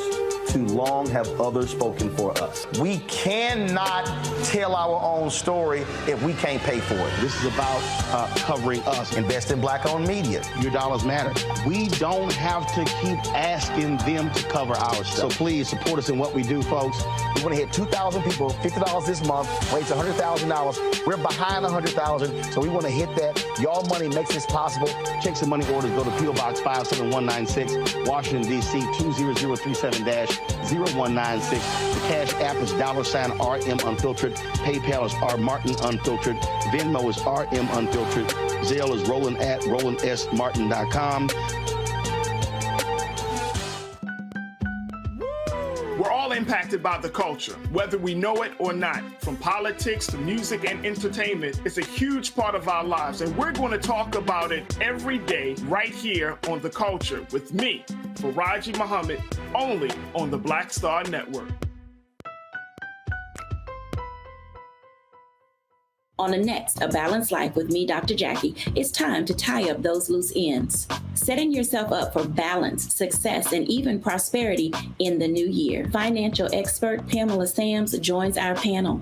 She will give us a checklist of things that we need to do before the calendar turns. We develop our money mindset by the age of 6. And so we have our sometimes 6-year-old self still operating in the background of our money scripts. That's next on A Balanced Life on Black Star Network. It's Kim Whitley. Yo, what's up? This your boy Ice Cube. Hey, yo, Peace World. What's going on? It's the Love King of R&B, Raheem Devon, and you're watching Roland Martin, Unfiltered.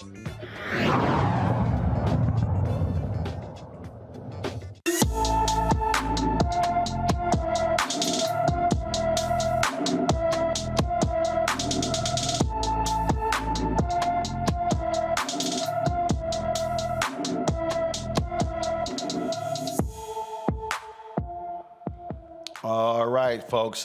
Today's Black and Missing.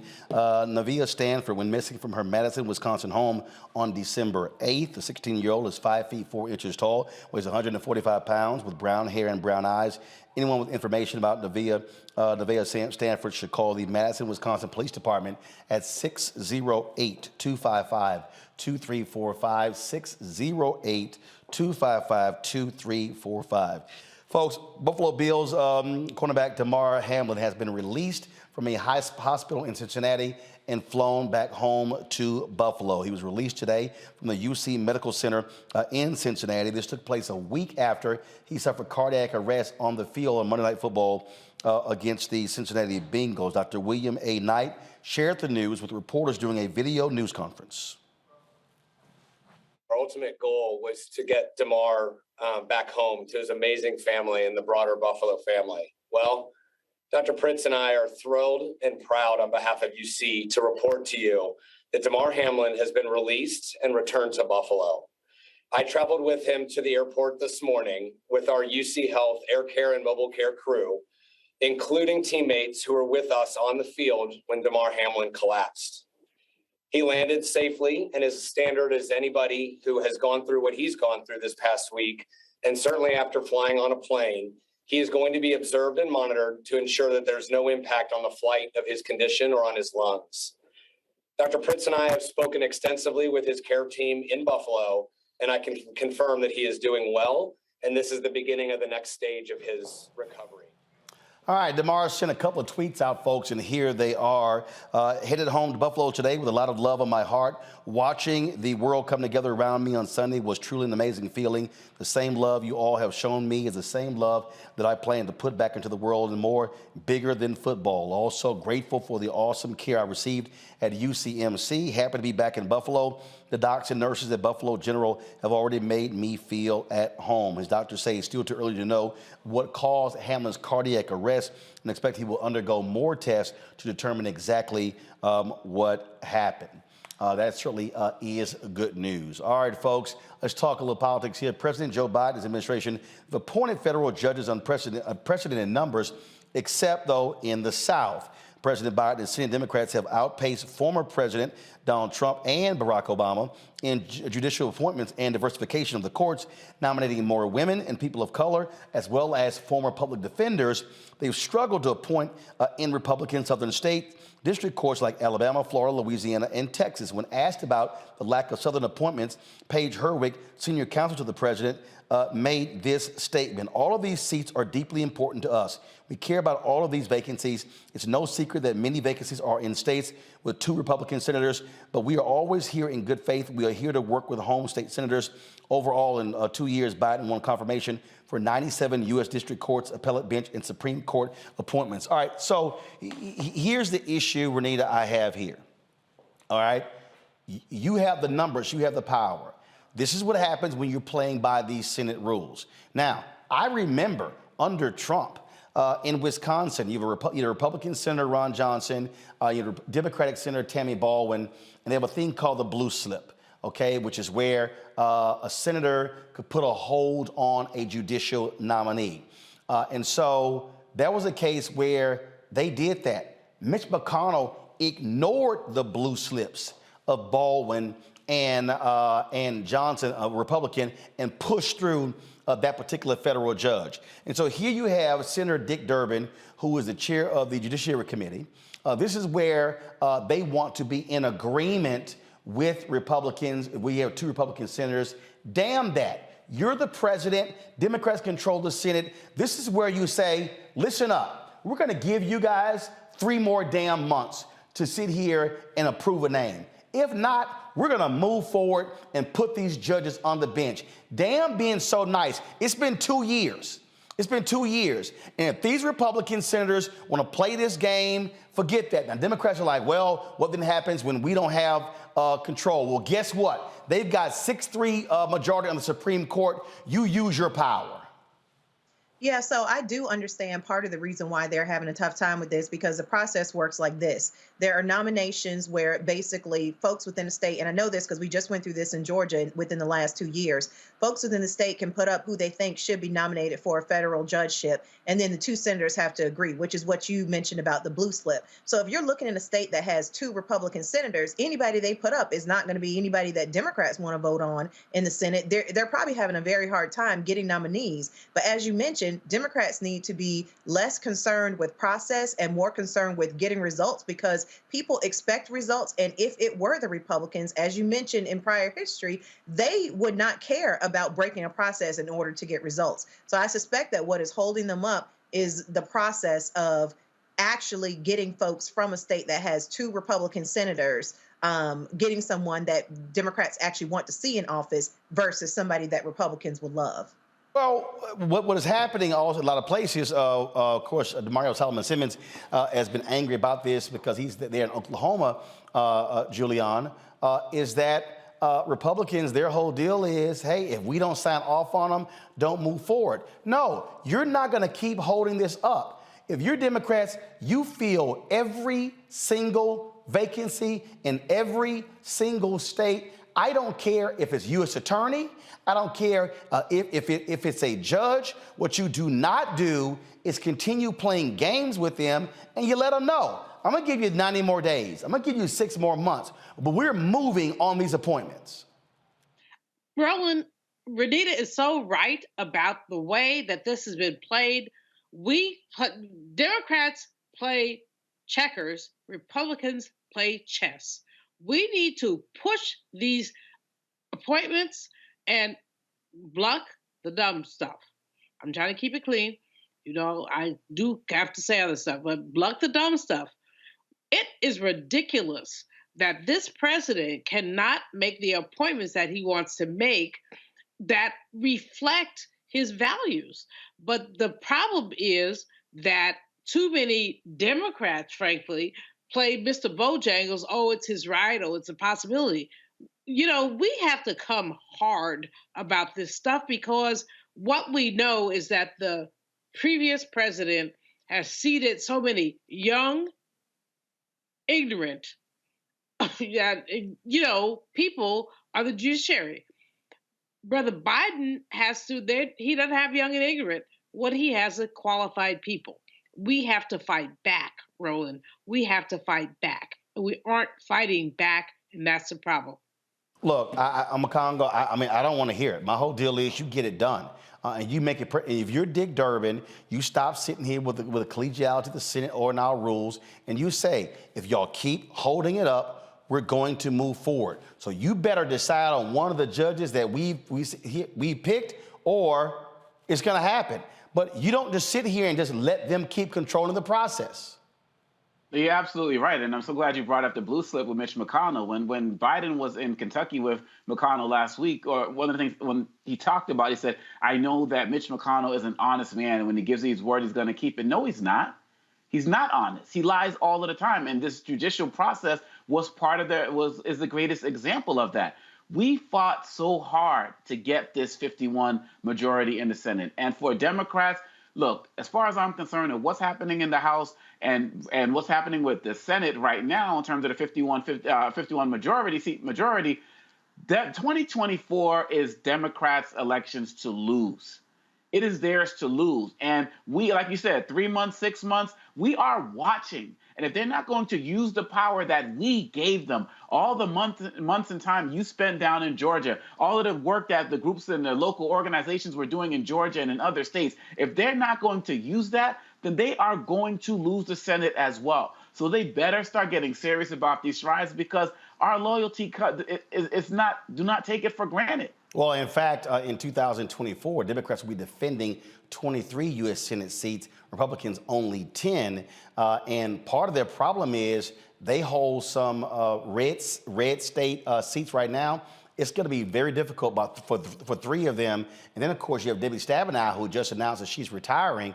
So Democrats are going to be running somebody for her state, for her U.S. Senate seat. Again, when you have the power, you use the power, because there's no guarantee you will have the power after 2024. Hold tight 1 second, folks. We come back, some more headlines, also some in memoriams. Plus, we'll talk about diet nutrition with our new youth for 2023 with my man Cootie Mac. I don't know if I'm going to let him on the show, though. He got a Kappa shirt on.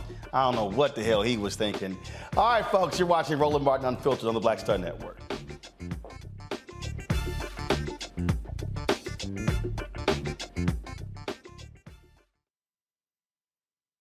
I love directing. It's a different kind of piece. I do believe that the 30 years I was acting was to prepare me for what I'm supposed to be doing, and that what I really am good at. But when you were acting, were you even thinking about directing? Nope. Were you? So what the hell happened? If you had asked me 15 years ago, I probably would have said, no, I don't know. I was doing Ava DuVernay's first film, I Will Follow. Mm-hmm. And during that process, I think because it was her first film, maybe She's self-taught. Absolutely. I probably gave too many suggestions. And at some point, Ava said to me, I think you're a director and you don't know it.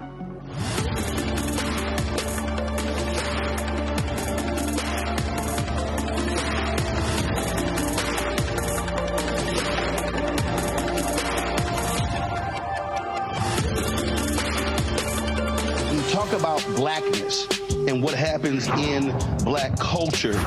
We're about covering these things that matter to us, speaking to our issues and concerns. This is a genuine people-powered movement. There's a lot of stuff that we're not getting. You get it, and you spread the word. We wish to plead our own cause.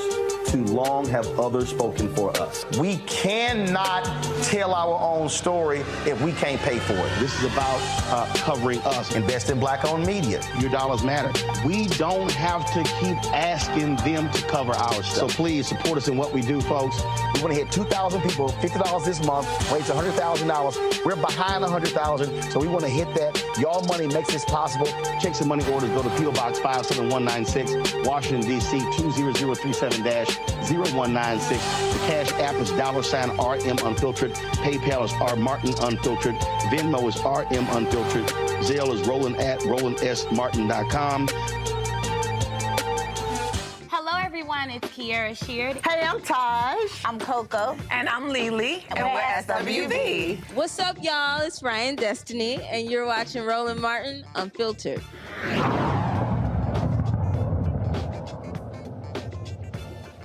All right, folks, a Phoenix, Arizona family have filed a lawsuit against police alleging they used unreasonable force during an arrest of a man earlier this year. Hakeem Terrell was taken into custody after he refused to leave a New Year's Day party in 2021.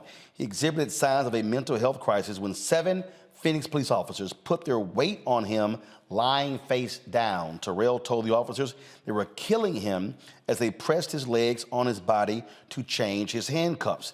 Terrell's family contends that newly released body camera footage shows officers leaving him face down and on the floor without medical attention for 6 minutes.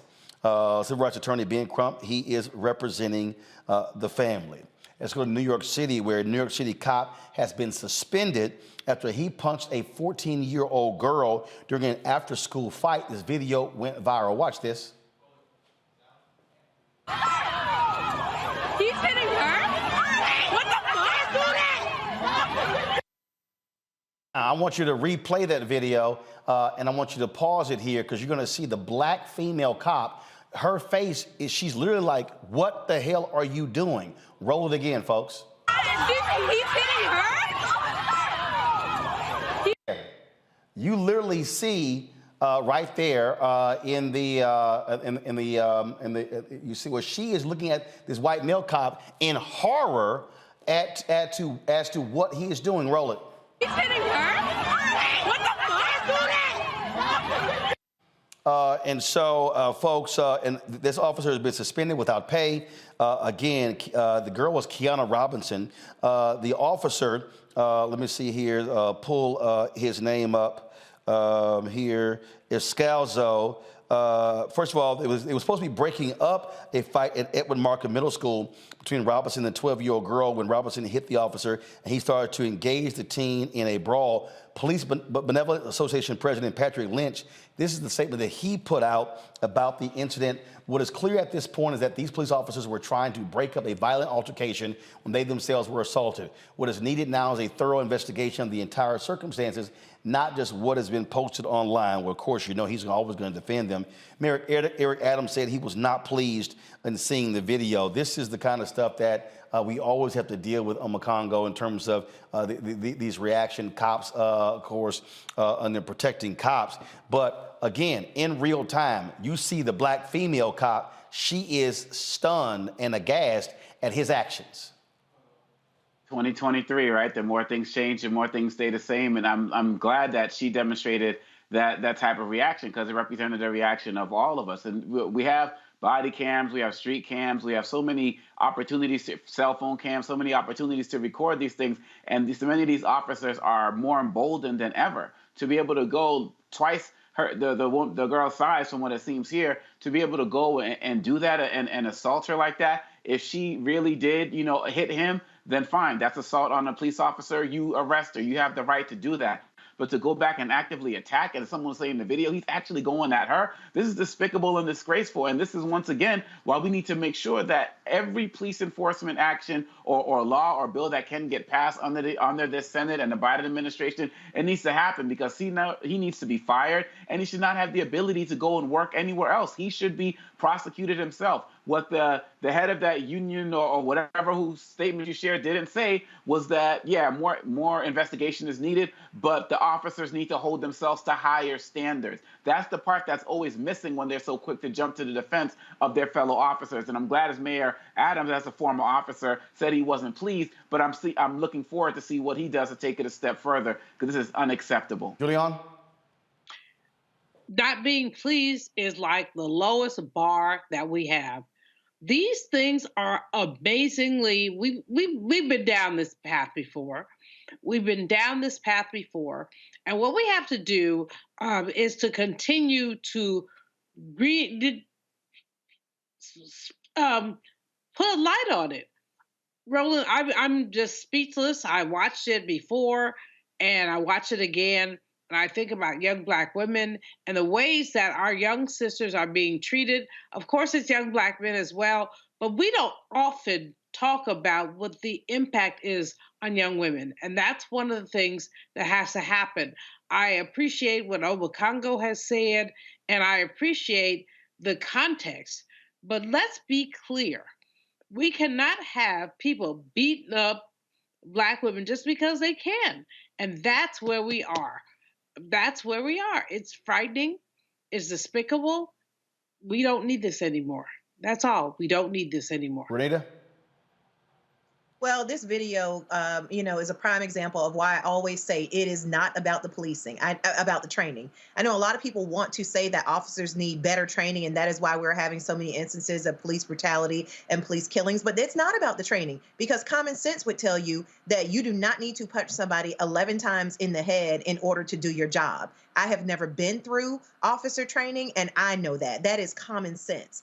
And I submit to you that had this not been a young Black woman, this officer would not have decided to punch her 11 times in the head. And so, again, most of this is about decision making. It is about character issues. It is about a system that lacks accountability for police officers. And that is why we continue to see the violence happening. It's not about the training. All right, folks, some in memoriams here. A founding member of the group The Whispers, Gordy Harmon, has passed away. Harmon's family confirmed the singer passed away peacefully in his sleep last Thursday at his L.A. home. It's believed he died of natural causes. Harmon, twin brothers Wallace and Walter Scott, Marcus Hudson, and Nicholas Caldwell founded the acclaimed R&B quintet in 1964. They met one another in Watts in L.A., where most of the group resided in the Jordan Downs housing project. Their name was derived from their owner of a small record label in Hollywood, who suggested the Whispers as it reflected their soft vocal styling. Gordy Harmon passed away at the age of 79.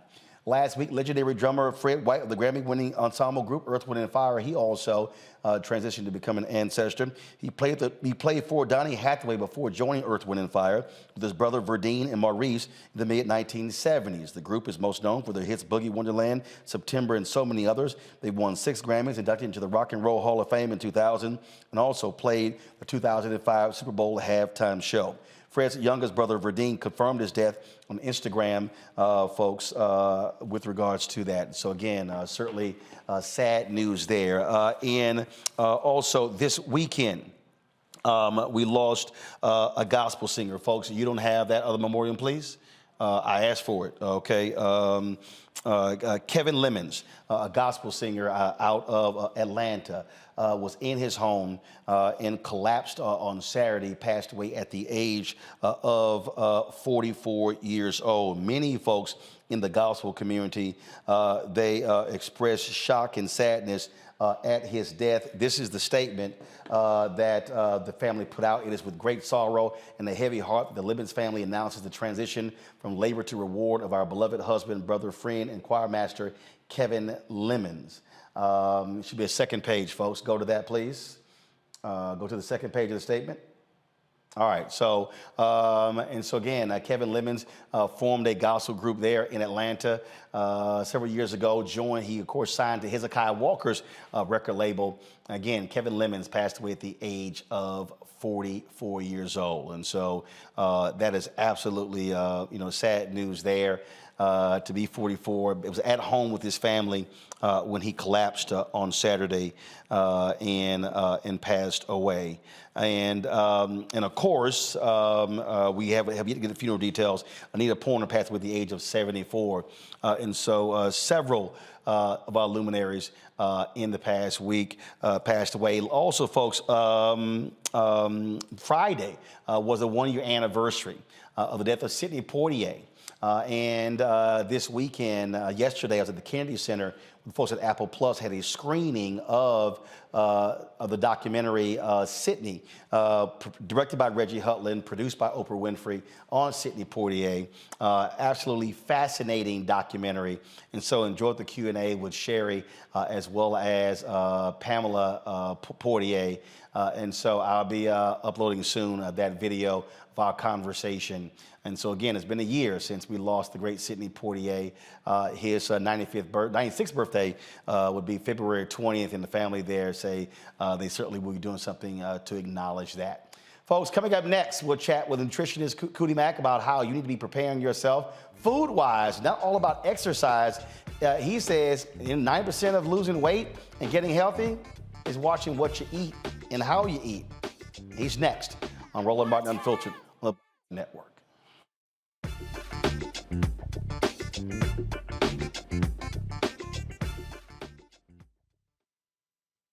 On the next Get Wealthy with me, Deborah Owens, America's Wealth Coach, the number of people working from home has quadrupled to almost 30%. You're going to learn how you can now create your money space.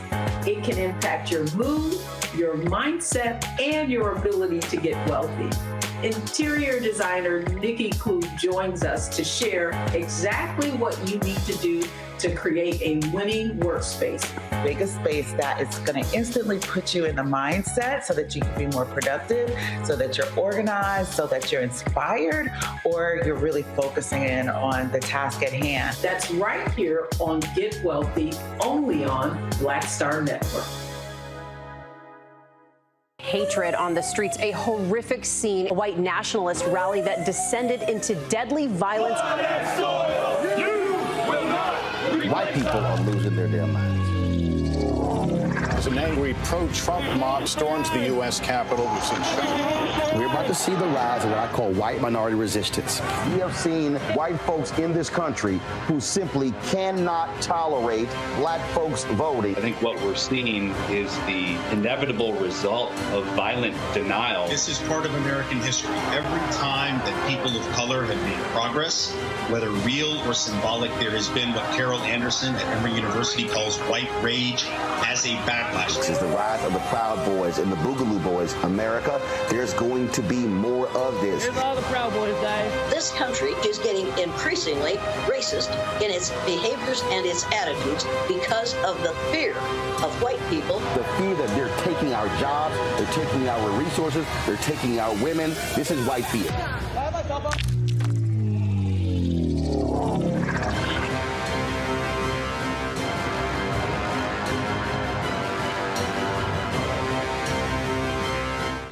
What's up, everybody? It's Godfrey, the funniest dude on the planet. I'm Israel Houghton. Apparently, the other message I did was not fun enough. So this is fun. You are watching Roland Martin, my man, Unfiltered.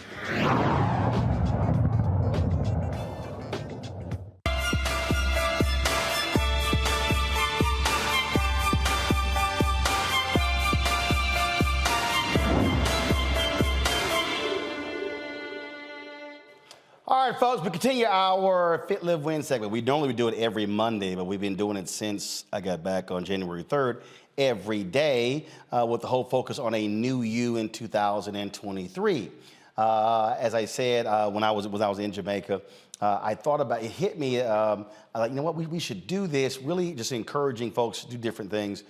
Not just focus solely on fitness, but diet and other different ways. So we're going to be talking to tomorrow Cheryl Grant. I'll be focused on who's Miss Olympia, focusing on fitness for women over 50. Also this week, Funk Roberts will be on talking about fitness for men over 50. Rodney Lennon will be on Friday talking about the importance of lifting weights when it comes to losing weight as well. Joining us today is Cootie Mack. Of course, he was one of the folks, last I had him on, I was on my TV One show, and was one of the 7 names that popped up. I was like, you know, we need to get him back on the show, and so glad he is back. Don't come with that Kappa shirt again, just letting you know, okay? Let me just add J5. I don't care. Who? J5, Founders Day. What is that? Founders Day. Oh, I don't care about that. Okay, and today the Sigma's Founders Day, and so Terry Stark's been sitting there texting me all day. Terry, we don't care. All right, so let's get right into it. One of the things that you always talk about is that people spend so much time on the fitness part. Oh, I'm going here, I'm working out, I'm doing this, doing that. When the reality is, it's what they're eating, how they're eating, that impacts whether they lose weight, whether those health numbers, when they go to the doctors, that blood work comes back, whether those numbers improve, is really what they're putting in their body. Precisely. I mean, you know, I heard you talking about statistics when it came to economics earlier, and people, even I was like, wow, that is true. Only a smidgen of the people in this country make over 6 figures. And it's the same thing when it comes to nutrition. Literally, in the Western world, I read multiple times that 70% of the diseases that we all might have are all a function of what we're eating or not eating. Mm-hmm. So literally, what we're eating is the catalyst for everything. Exercise just accelerates whatever the activities of your digestion and nutrition provide. So one of the things that, and again, you have people have all kinds of different opinions on this, depending upon whoever your dietitian or your nutrition person is. And then you got some people who say, oh, no, go plant-based. Don't eat chicken. No, don't eat that. No, don't eat turkey. Don't eat this. Don't eat the impossible meat or whatever the heck. It's all kind of different stuff. You know, your outlook on that, because, again, there are others who are like, absolutely, no, you got to go completely plant-based, eat no meat whatsoever. Others are like, no, you can actually eat meat. It's just a question of what type of meat, how much you eat it, and when. Precisely. When I was studying that very same phenomenon, I was like, okay, you hear these people talking about plant-based, vegetarian, vegan, etc. I started studying animals. And I looked at the teeth of animals. And if you look at what sharks eat, what alligators eat, and you look at their teeth, almost all of their teeth, super sharp, and they got a zillion of them. With human beings, we've got 4 teeth that are really designed to rip up meat out of our 32. So if you think about that mathematically, I consciously believe, and I can say with some certainty, that 1/8 of the food that we eat can be meat, and the rest should be plant-based. Our bodies are designed to process plants seamlessly. Unless you have specific conditions, by and large, fruits and vegetables will never do you wrong. Right. You know, a little bit of meat. Now, for instance, with me, I'm not a vegan, but I eat like one most of the time. And about 3-4 years ago, I went to the doctor, and there was this little number that was out of whack. Something that my doc was like, don't worry about it. But because I am who I am, I was worried about it. And when I asked him to research what fixes that number, it was actually like, you need to eat more red meat. Really? Yeah, so but not a bunch, but I just needed a little more red meat. Because I would eat a burger or a steak once every 3-4 months. Right. So that was good for me, because I was like, okay, cool, next cookout, I'm good. Or next time we go to Maestro's or a steakhouse, I can get one. Now, I'll be honest, I love the taste of meat.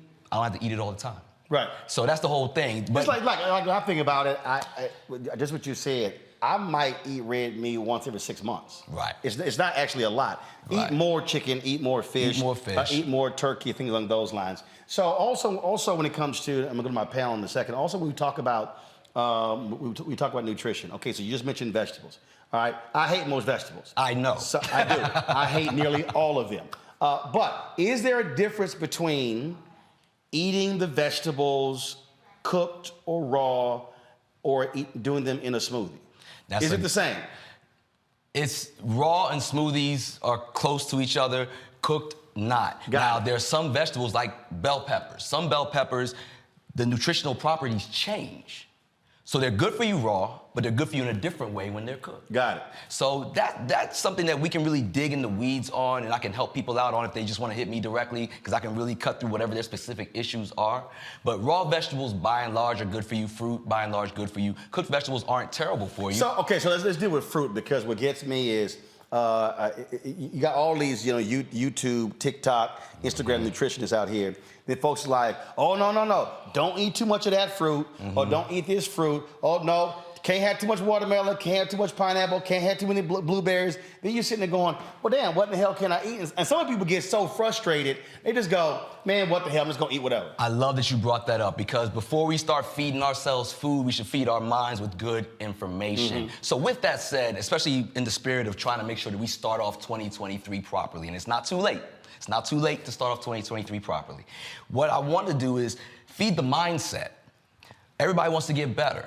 Generally speaking, most people want to lose weight, but that's not everybody's goal. And again, we can talk about how to firm up these goals, one-on-one, but what I want people to think about is just what I call a 4-minute fix.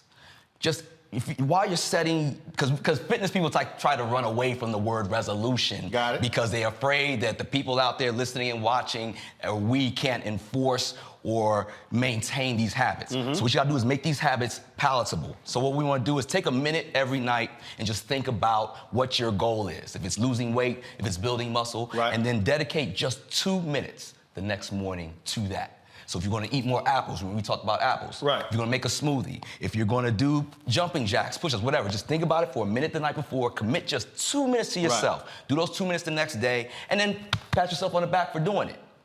In literally just 4 minutes, if you make that, you can make that a habit, because we all have 2 minutes. You make that a habit every day. Then once 4 minutes, you realize what 4 minutes really isn't. Then you can make it 6 minutes, 10 minutes, 15, and extend it. And every day that you make it a habit, you actually can reinforce it and stick to your resolution. Questions from our panel. Renita, you first. Well, thank you for the information that you're providing. This is very, very helpful. As Roland mentioned, so many people get overwhelmed when you start to talk about nutrition and fitness. So what are your top small tips of what everyone can do to lose fat and increase energy? Let's do 2. All right, 2. So like I said, I'll reinforce what I just said, that 4-minute fix. Think about just the one thing you're trying to do and dedicate just 2 minutes to it. Everybody has 2 minutes. Take 2 minutes and just do that. So if you want some exercise that'll work in 2 minutes, DM me, I'll give them to you. Make sure if you want to eat something better, pick an apple, pick something simple. Apples, berries, melons are all great for you in terms of fruit. Any green, dark leafy greens, they're good for you as well. And just invest 2 minutes of your time in eating that. Every day. If you trip up and can't keep up, just start over. 2 minutes, we all have it. Am I making sense so far? Or again, what I had to do is sort of tell you grabbing those chips or the cookies, you grab the green apple, you grab those fruits, that are easy when you're moving on the go. Right, and so to that point, when you're overwhelmed, go back to basics. Don't try to juice the whole garden. Don't try to make a huge, just grab an apple. You'll be amazed. It's literally true. An apple a day will keep the doctor away. 90 seconds, 2 more questions. Omakongo, go. I appreciate everything you're saying about what to eat. My question is about when to eat. Can you share your thoughts on intermittent fasting? Yeah, so when you go to sleep, if you're sleeping as recommended, which means 6 to 8 hours, that's an intermittent fast. If you think about it, that's why the first thing you eat is called break fast, right? Mm-hmm. What I want you to do is get in the habit of juicing. Get a juicer, not a blender, a juicer. And again, DM me, I'll give you the details, but get a juicer, juice within 90 minutes of waking up, and I promise you the rest of your day will go a lot smoother when it comes to nutrition. Really? So, because what I'm doing is I'm actually working out on an empty stomach, then having my first meal post-workout. I'm not mad at that. Okay. You can hack it, but you want to get some energy because if you... don't worry about it. I got energy. Yeah. That ain't the problem. If you miss that, then you will go for cheap energy, and that's when you start hitting the sugars. I got enough energy. I'm good. Julian, go.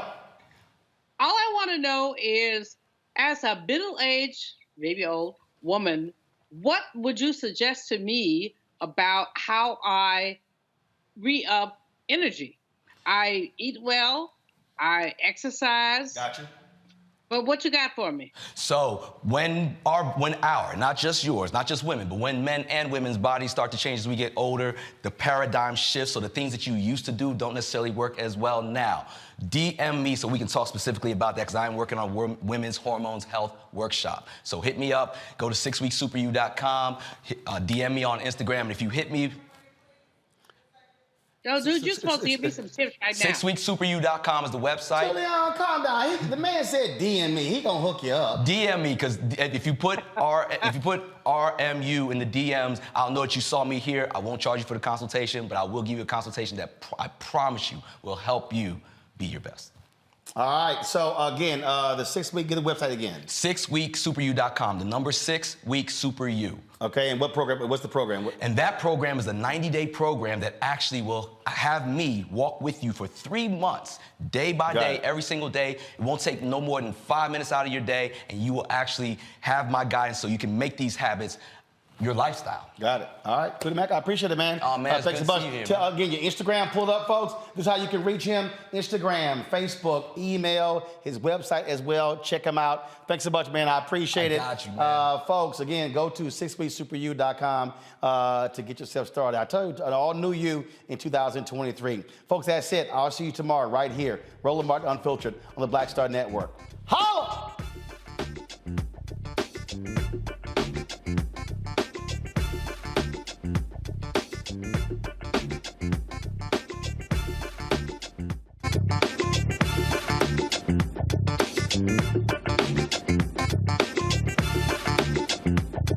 Thank you.